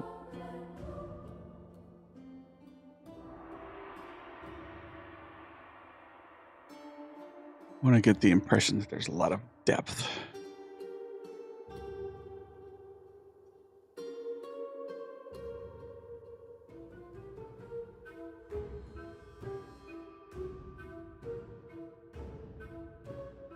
Liquid Snake. Hey, hello. Cool to see you on doing some maps. How goes it? And what are you making today on YouTube? So I'm making, I don't mean to smack my lips. It's a abandoned temple entrance, like an old dwarven temple. And you can see the perspective here of the map. The PCs will go into the next version of the campaign or the next arc or the next section. They'll have to come here to get into the temple. Unbeknownst to them, it's supposed to be abandoned. At least that's what they were told, or unoccupied. But there'll be minions here trying to defend this area, typically undead wandering. And so I wanted to make it old and cracked and all that good stuff. So, not terrible.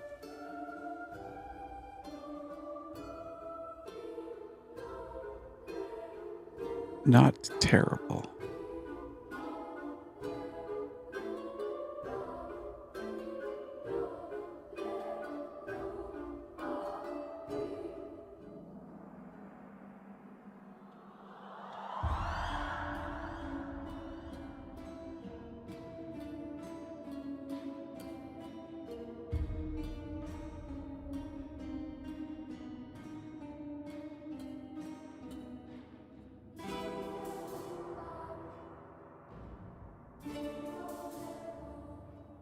me fix this while I'm here.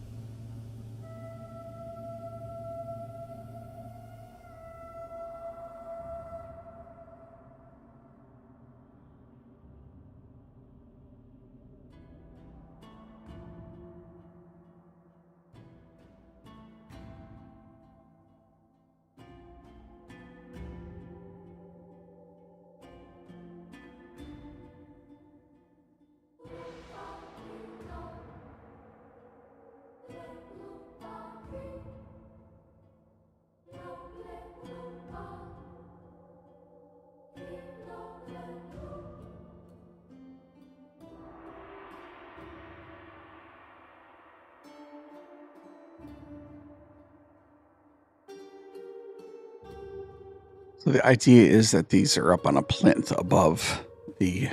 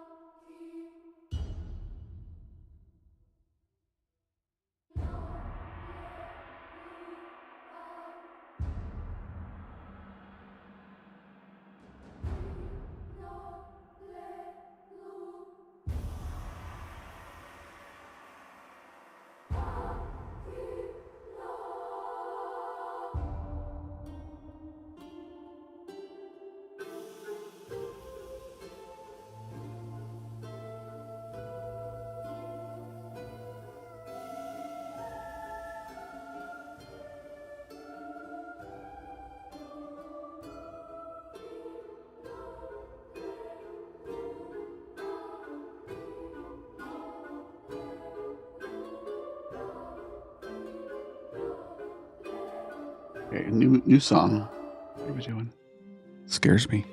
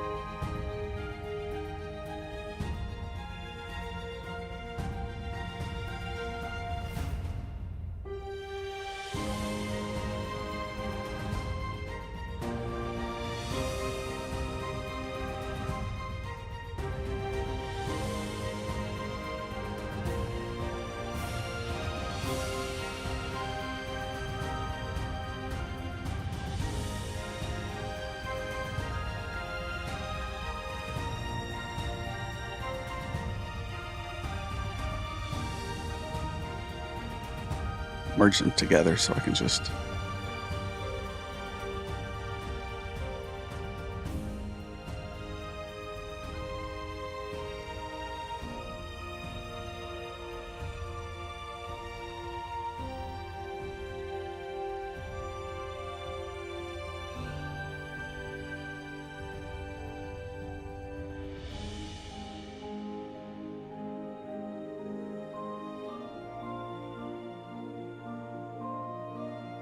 then I'll create another layer.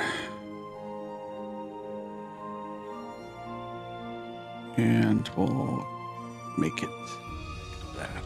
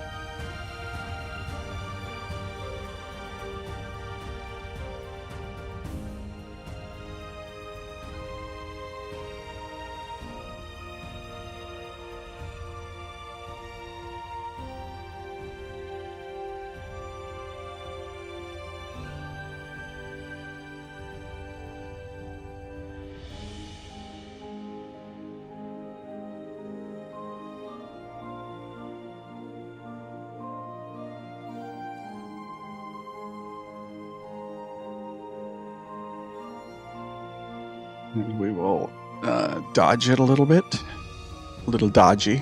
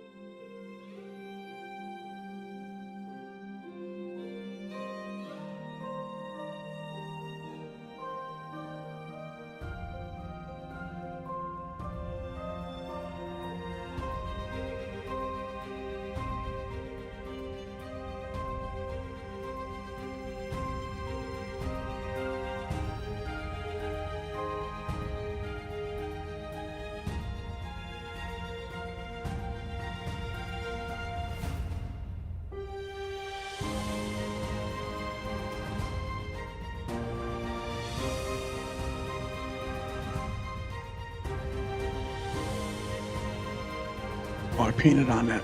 I didn't want to paint on it. This, I wanted to paint in the pixel layer, because we'll go back. It's not that much, that far.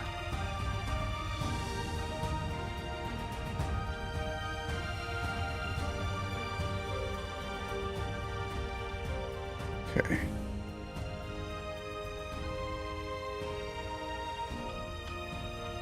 There we go. Pixel, you.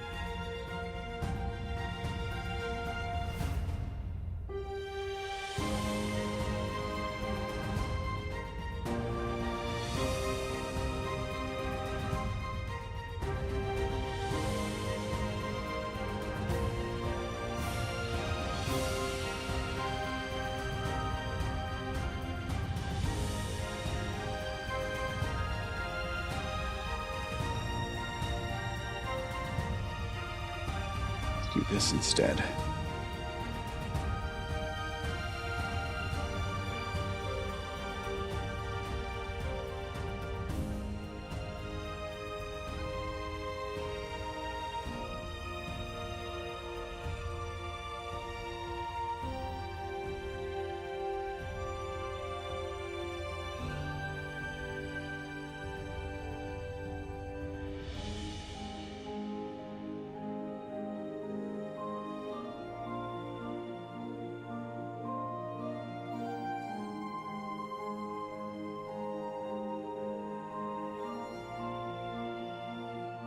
Let's merge these together.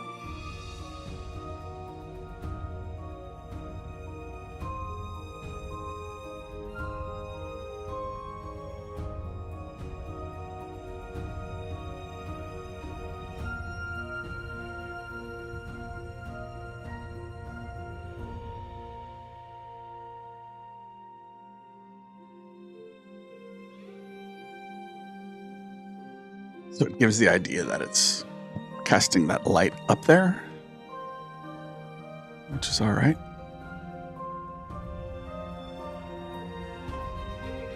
And we're going to paint these guys a little bit to give them that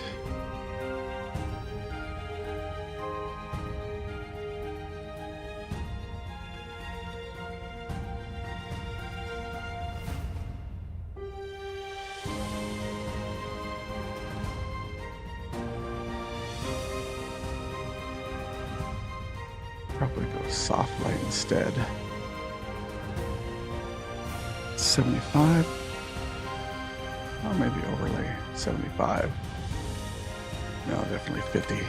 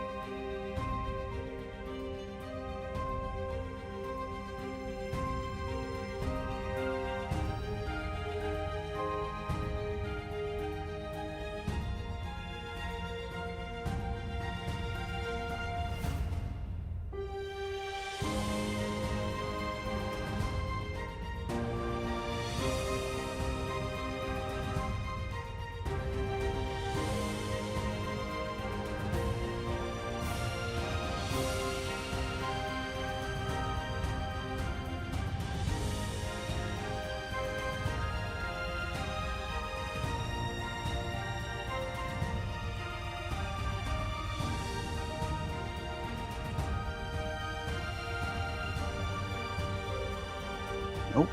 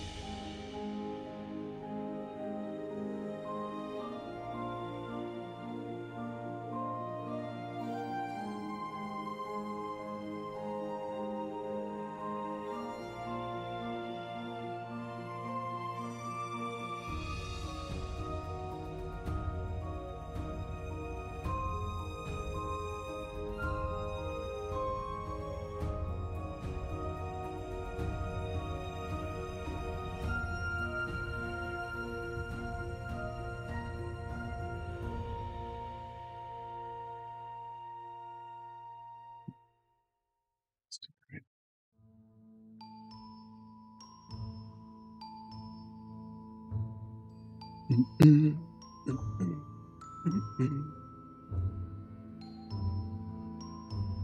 know why we keep casting a glow on top. Probably just the edges, but whatever. I still like the way it looks.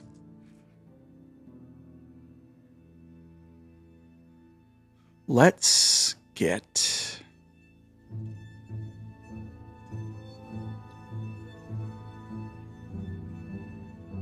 pixel.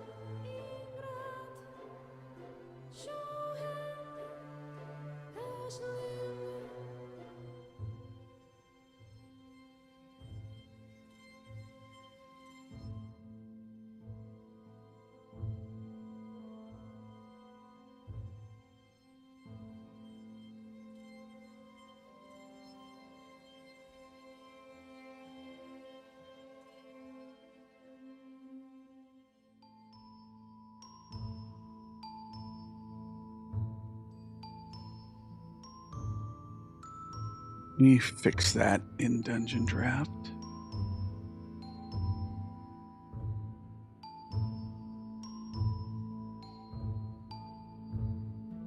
So go to ground and walls. Compare levels.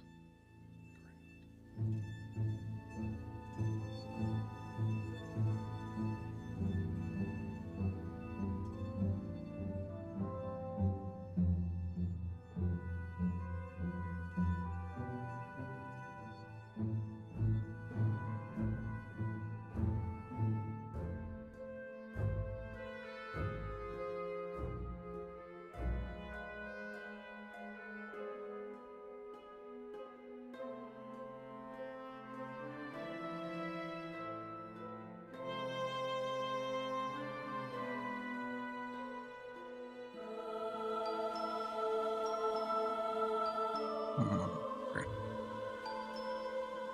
There too. Walls. Okay.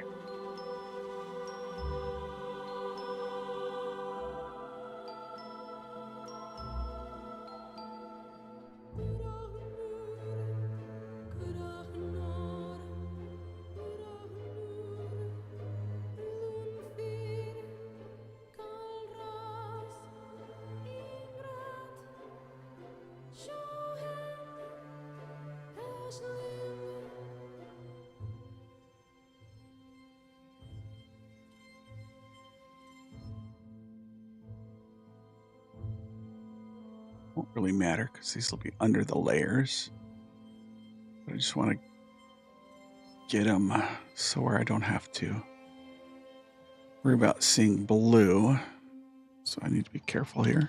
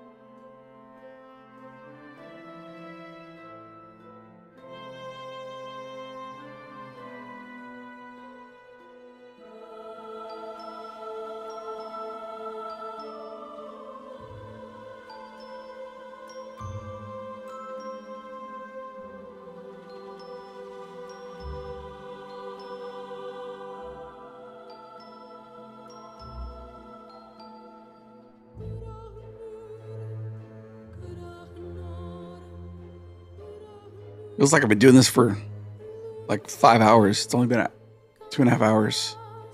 I didn't know what the hell I was doing in the beginning either. All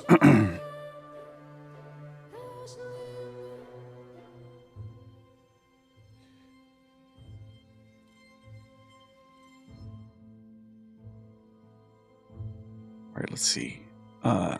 Export. Ground. Go.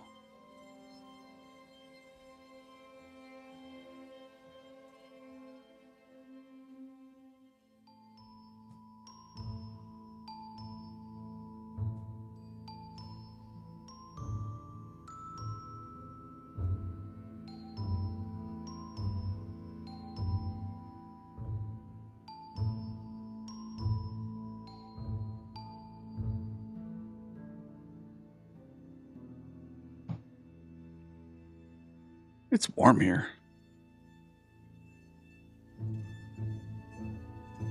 Be right back.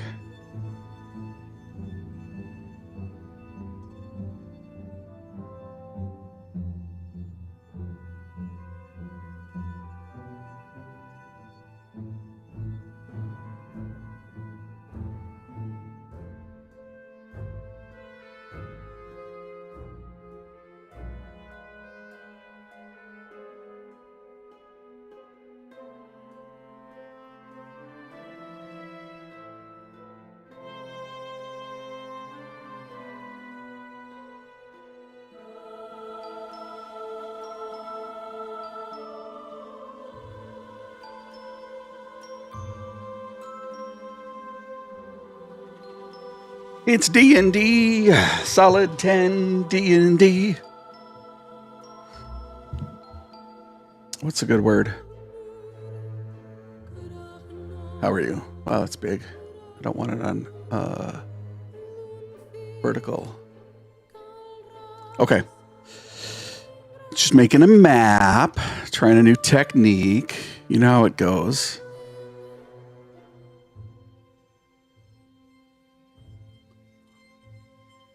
Got them done in layers in Dungeon Draft, so I can just add the shadows manually and all that good stuff.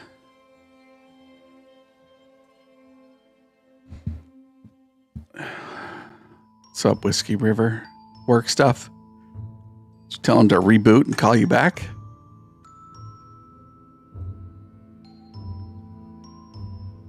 So while you were away, I created foreground layer, so when they get close to the wall, they're in the shadows.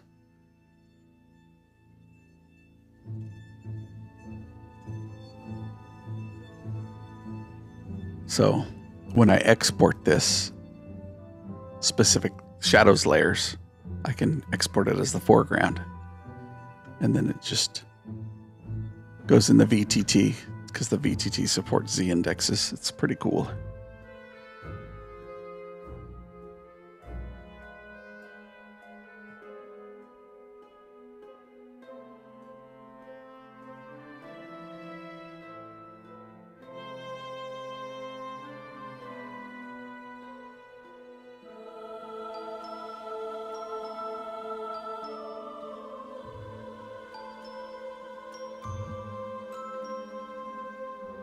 But I think I'm almost done.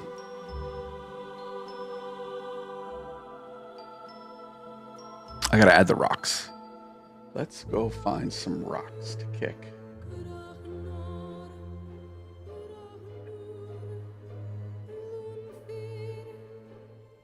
My computer's gonna freak out.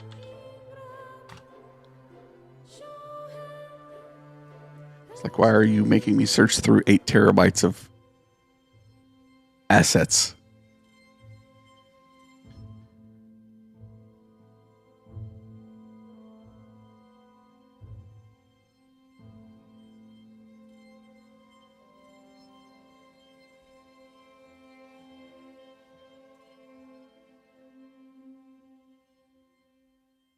I gotta go see what's up to the dirty rollers here in a bit.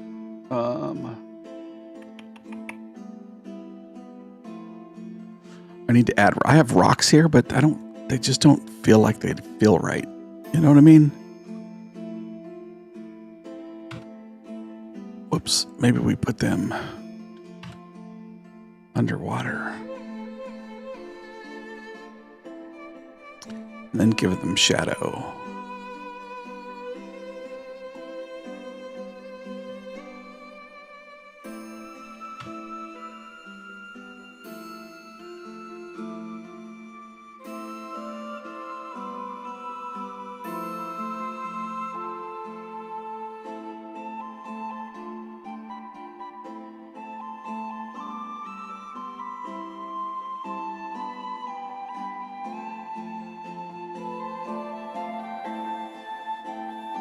All right. They have algae, but Ain't nobody care. Like they're greenish. Maybe algae sticks to stuff underwater, right?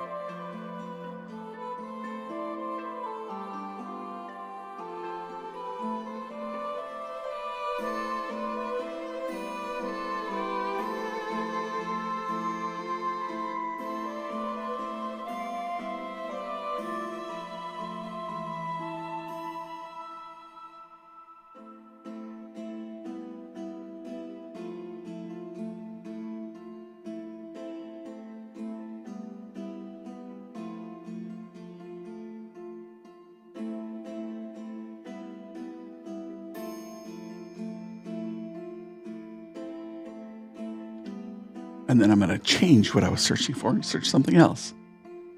Because I just had an idea. Better save this before it blows up.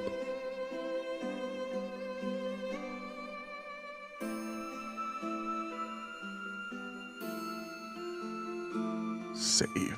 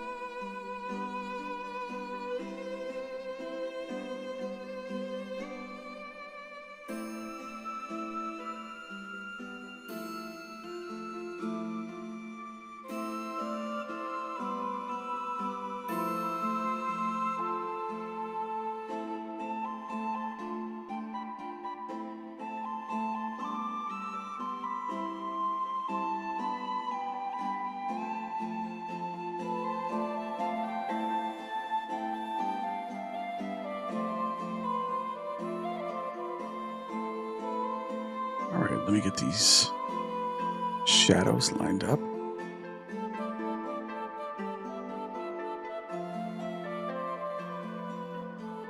Shadow, shadow, shadow. Gonna be grouped under shadows.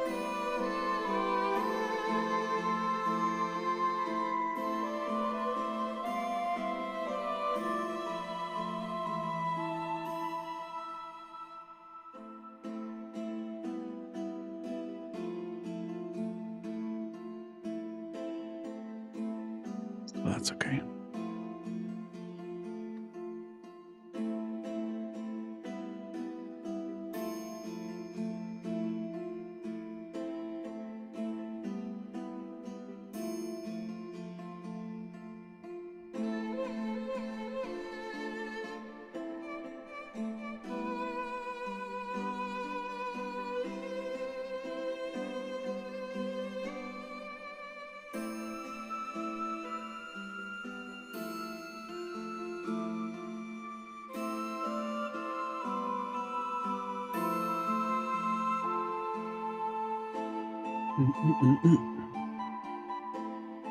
Let's do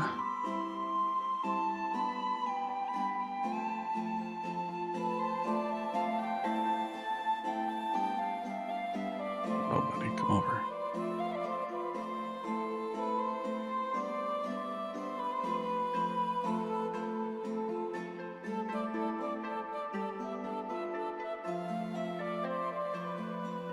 Are you able to make a hidden secret room and passageways, something with a barrier that is opened by an action or something? Yes, in the VTT. So typically what I do is I just create the wall and then so it doesn't look like there's an artifact, it just looks like a wall. And then in the VTT, you can connect it. When you draw on your walls, you connect it with a secret door symbol. And then if somebody sees it, you can click it and it can reveal itself and they can click it to open it. Or if it's locked, you can make it locked and then they have to do something to make it locked. So it's actually really cool.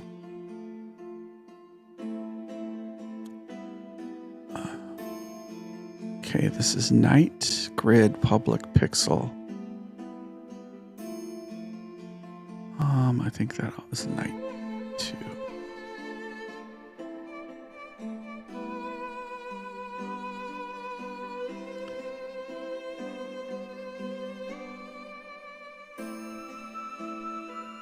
So let's do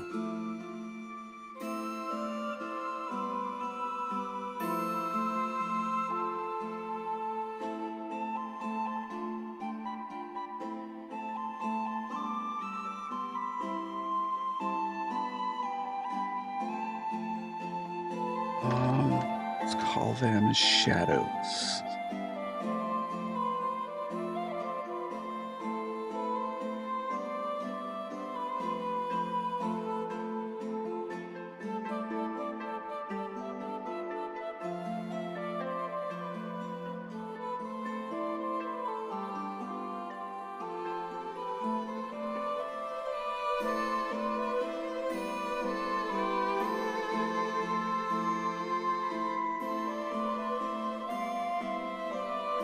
So we're going to call this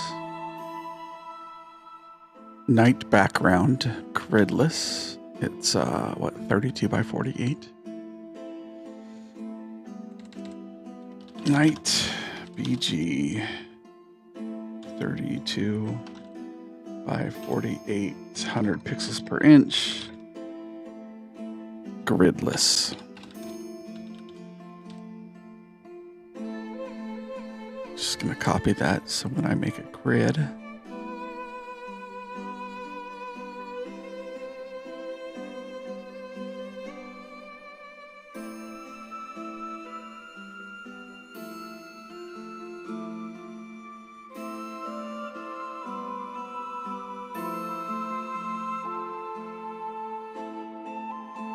we'll add a members grid.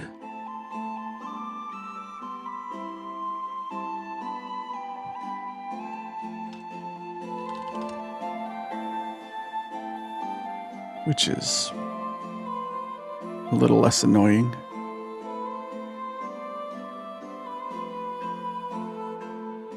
And then we'll add a public grid, which is a little more annoying.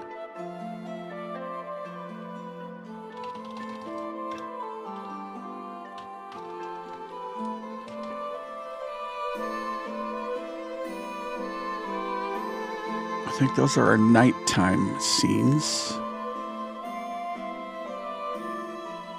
We'll do daytime.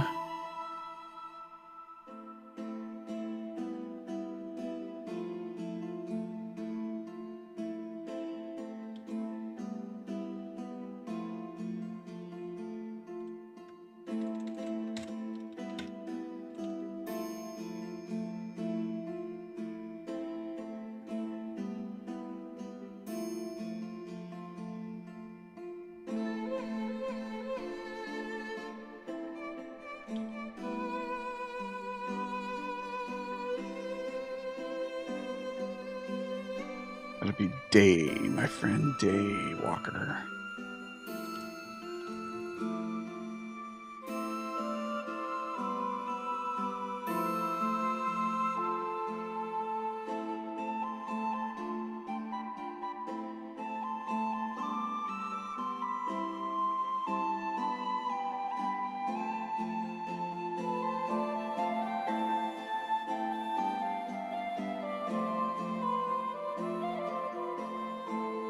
Really cool, super high-tech version of 97's graph paper D&D maps. Yes, super high-tech.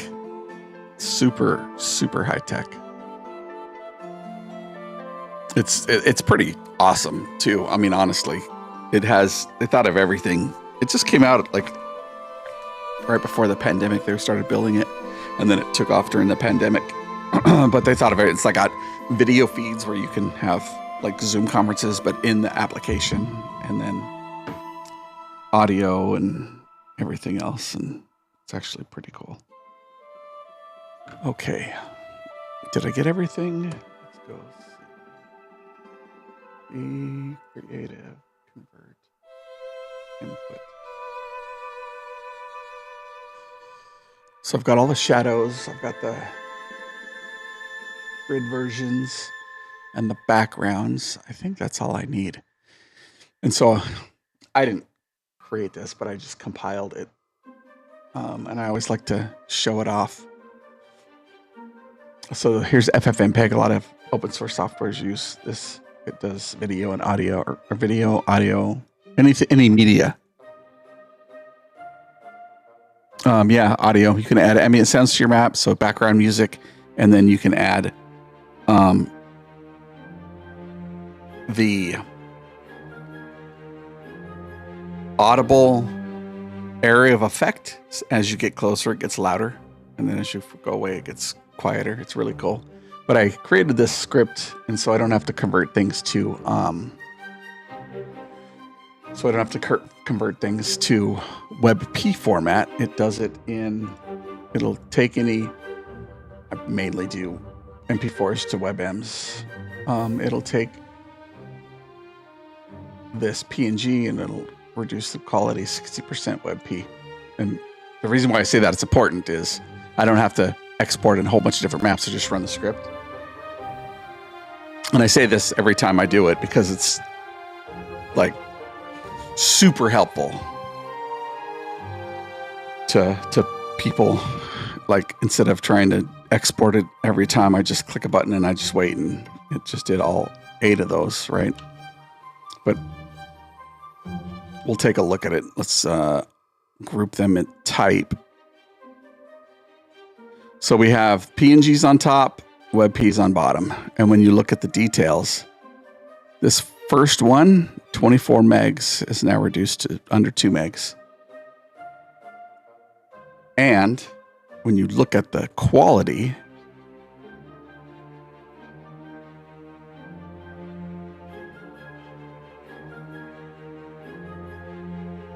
not until you get super far in there, which you'll never do that.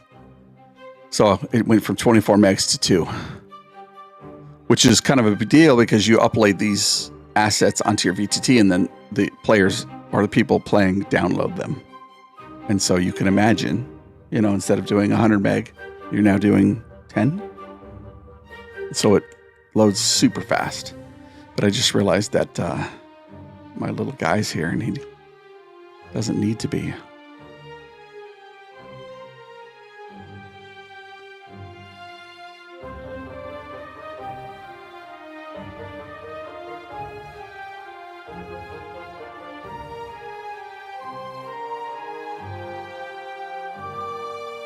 And I bet he's in the shadow. No, he's not in the shadows.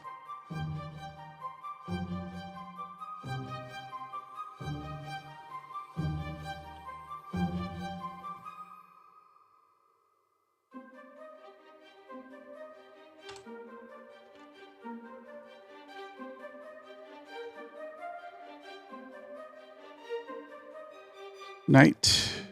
Gridless. Yes.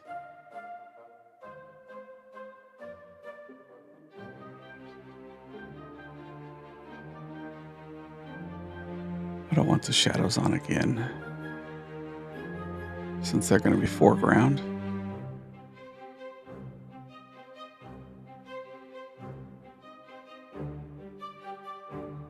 Yeah. Got compiled into the matrix is right. I'm like, whoops. It's not going to work.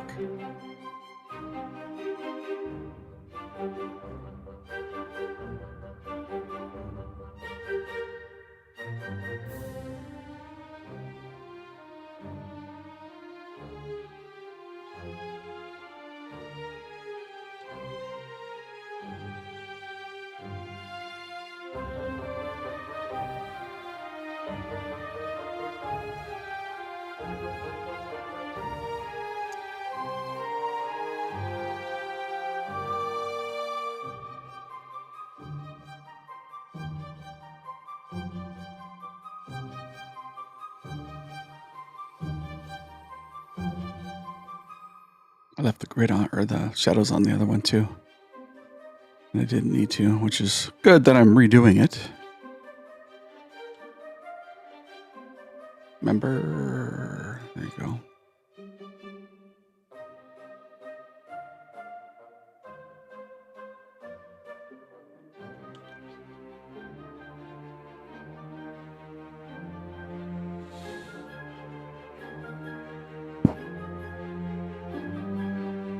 We should do a full one with shadows on each full day, full night. Some people don't use foregrounds and backgrounds. Public go. So just call it full.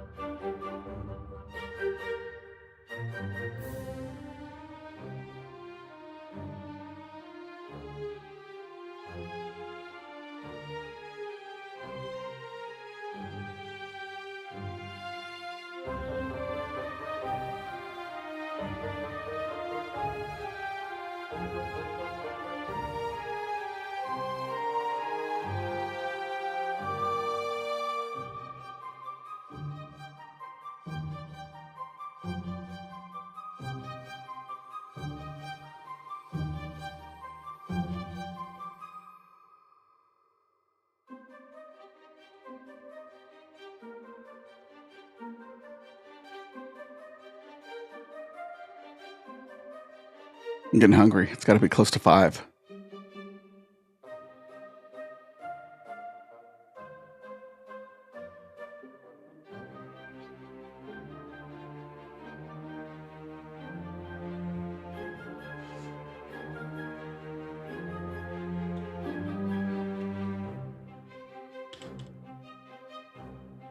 And all the WebPs come out. So you saw how long it took me to go back and do each version. Imagine doing that twice. No thanks.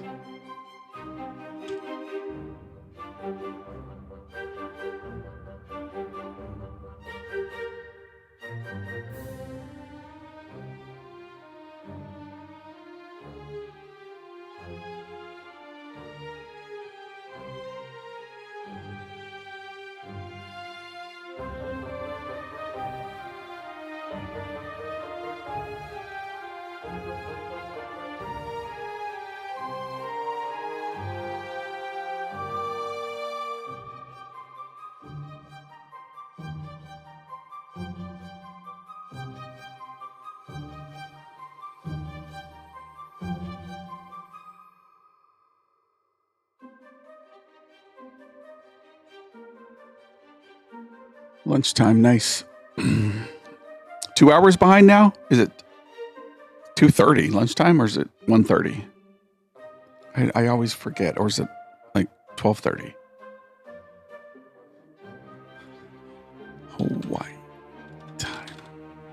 1:30.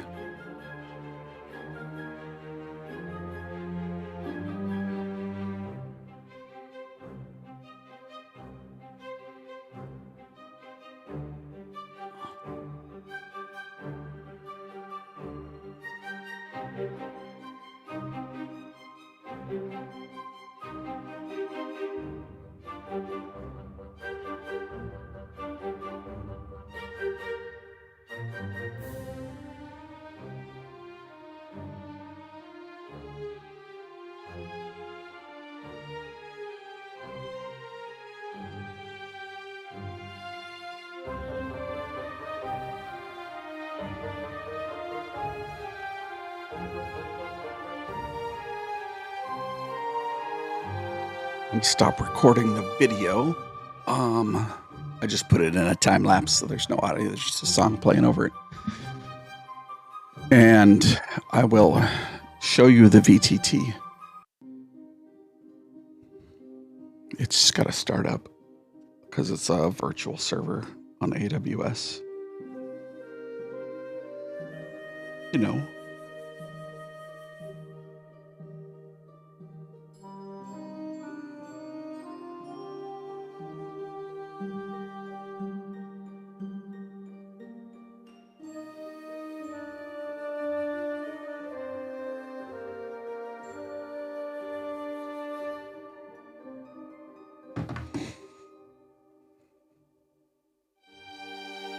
It says there's 6 people in here. Raise your hand if you're here.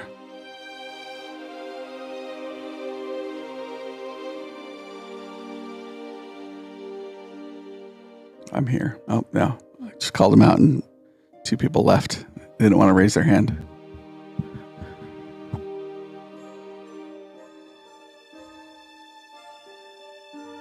That's about right.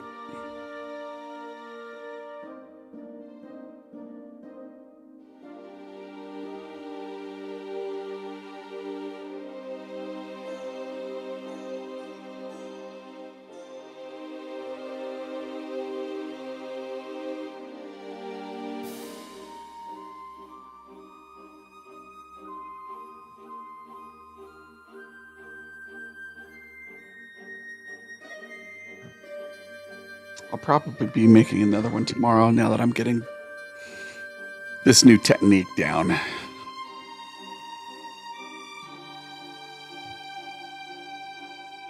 Tomorrow's what, Thursday?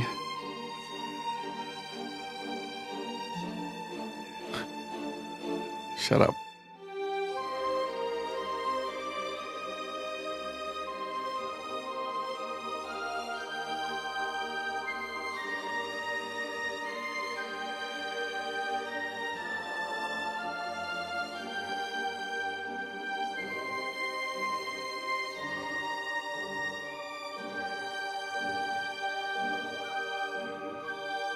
Oh.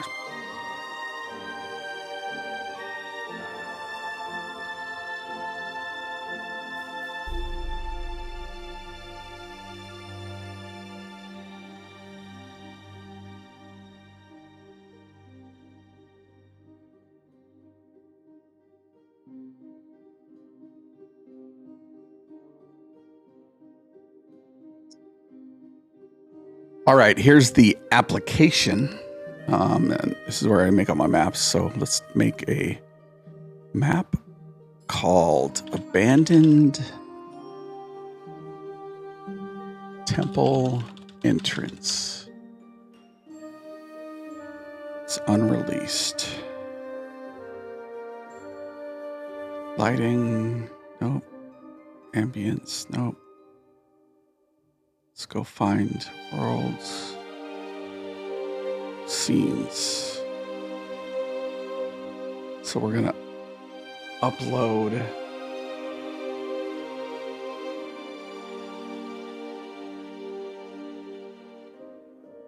a couple things. We're gonna upload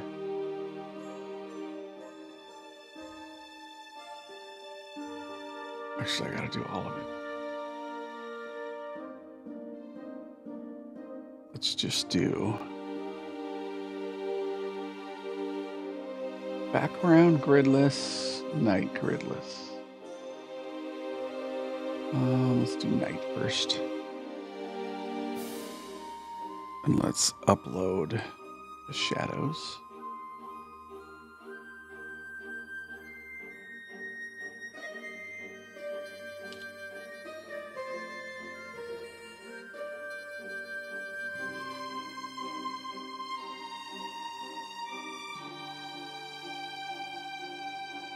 So here's the background, right? And I can take a creature.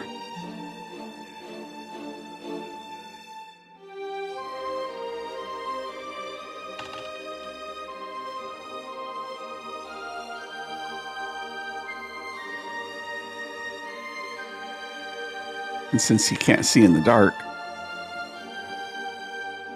but now that there are these lights here, I can make them orangish. Sure. And they can flicker like a torch. Now you can see in that section.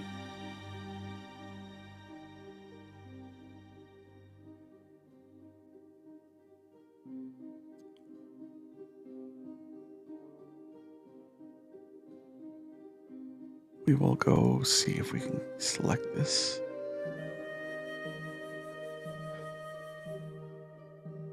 And I just dropped in the shadow layer in the foreground. And so when this guy comes over here, he's in the shadows.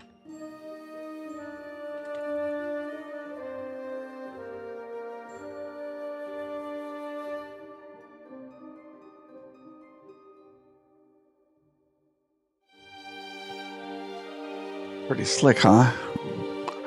And then I can go in and edit all kinds of features, vision, give him dark vision, so we can see everywhere, but it's a grayish color.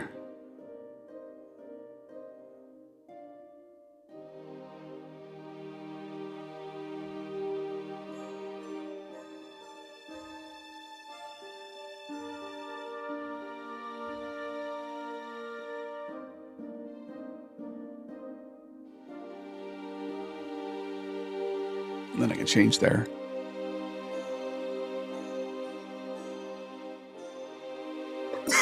See how it gets close. The closer it gets, goes from grayscale to color. It's because the light source is there.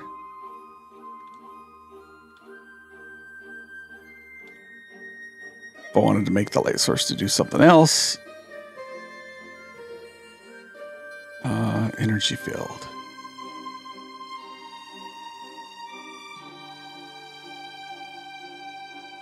Or force grid. Can't get in.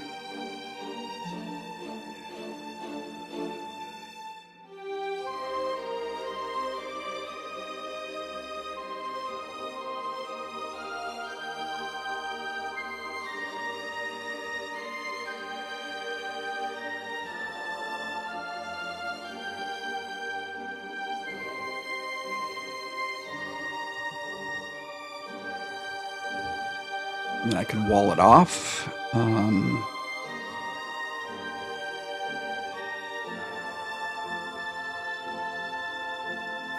and it snaps to grid or unsnaps.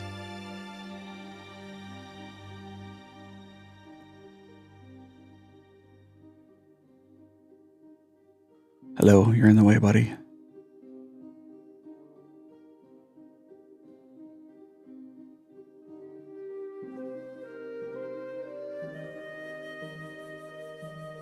So he can no longer see past the wall. Let me clear off Fog of War. You can no longer see past the wall.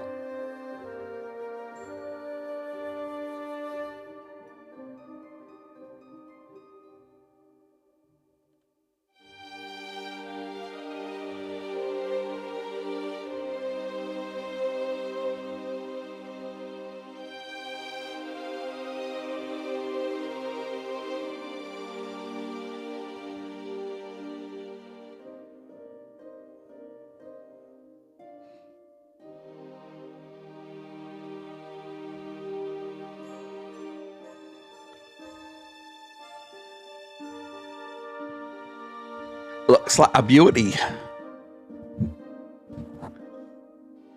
Yeah, they thought of everything.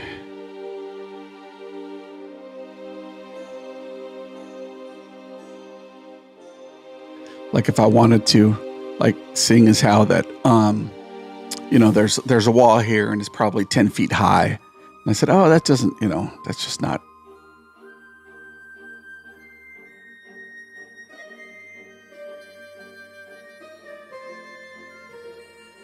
Where'd my little guy go? Get over here.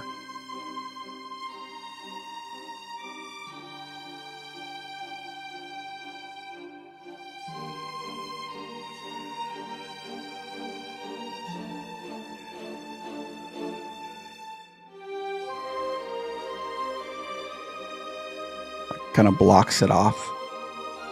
Can block it from the light, the walls. So say, hey, that doesn't make sense because the light's blocking it. It doesn't get any light. And so you don't get this big glow here from the light. See how it blocks it off right here? So it's actually really cool.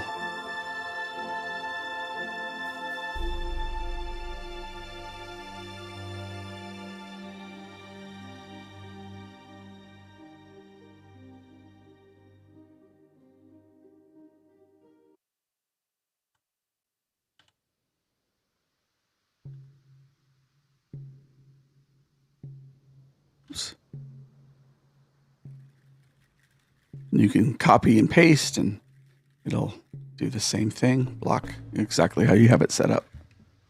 Yeah, it's really cool.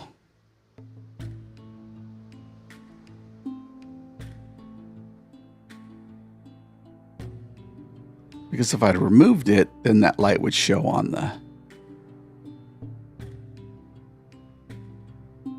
this area here. Which I kind of made it like that anyways, but the idea is, these are like 40 or 50 feet tall, and you walking along, and then you go up 20 feet, and you walk along, and they're, like 30 feet tall, and then you walk along, and they're like now 5 feet tall, and then you can jump up on here and then walk along. So I would just remove the invisible walls. Here's the little secret door. It's locked. You unlock it, open. What that looks like to a creature in the game is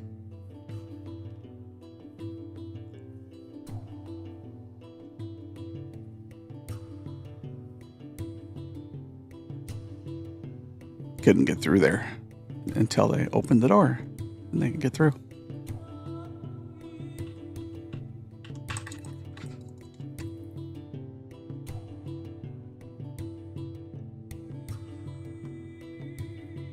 Time to movement collides with at least one wall.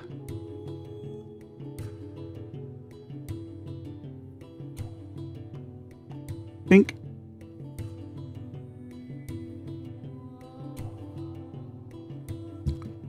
So, very cool. And why I spend a lot of time on it. I want it to be engaging. Let's do what's called Abandoned Temporal Entrance.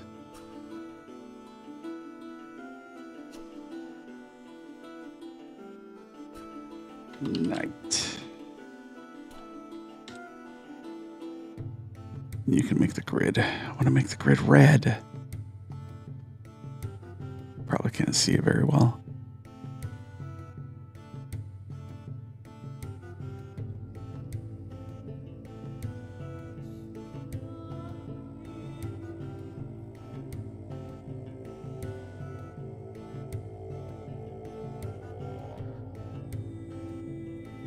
And I'm going to duplicate it.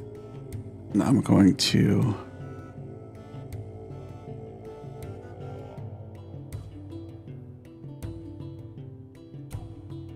go get my daytime version. Select file. Save changes. Daytime. I don't have to do anything else. Except for rename it.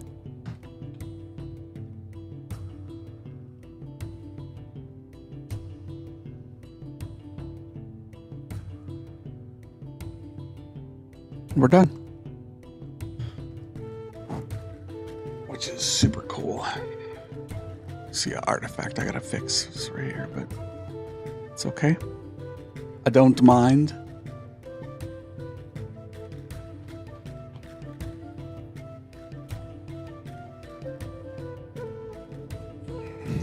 And so I've spent a lot of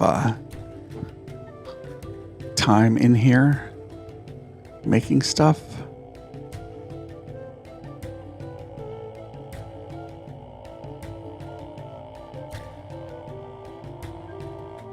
It looks so cool at night with the lights flashing.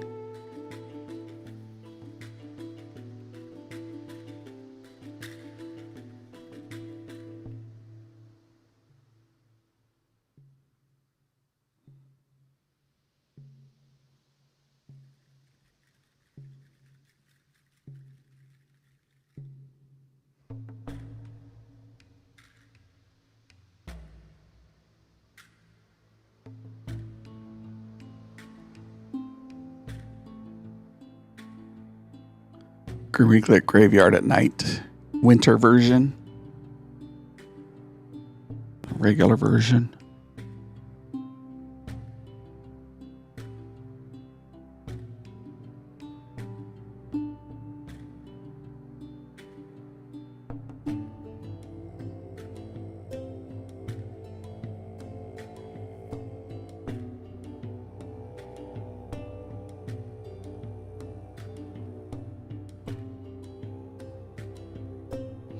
All available on my Patreon for just $5. You can take the whole map of 50, 70 some versions and you just drop it into your Foundry instance and you just play. You're done. It's all been pre-mapped and everything by me.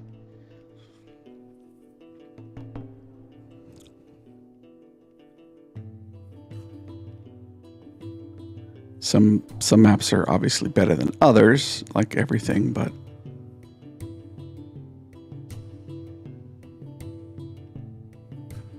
let's take a look at this guy. Have you seen?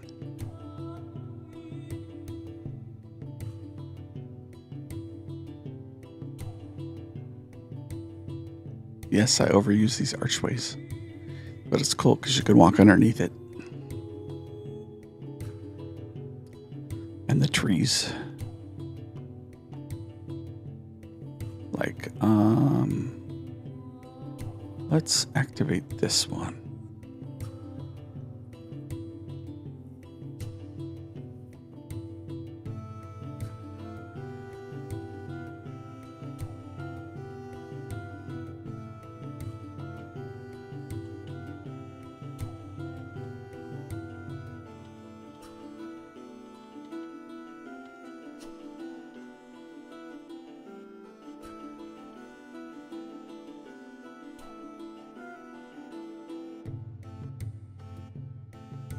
hiding under the trees.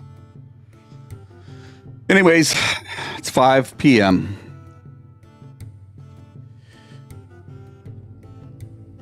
I will holler at you all probably tomorrow. I got most of the stuff I need to get done by the week for the week. But if like what you see, pick these up on my Patreon, patreon.com/HelloRPG. Different tiers. You can get the basic ones for free. They have annoying grids and stuff. And then you get these nice foreground, background ones for just a $5 pledge. And if you use Foundry, you can get all of them, and it'll take you 5 minutes to set up every single map. Complete with walls, dynamic lighting, and everything else. I'll be live on Twitch on Friday, playing some D&D with Solid 10 at Solid 10 D&D. If you want to come hang out, it's at 9 Eastern, 6 Pacific, where we have a good time. But that's going to do it for me. Aaron, I'll text you later. And as always, may your rolls be high.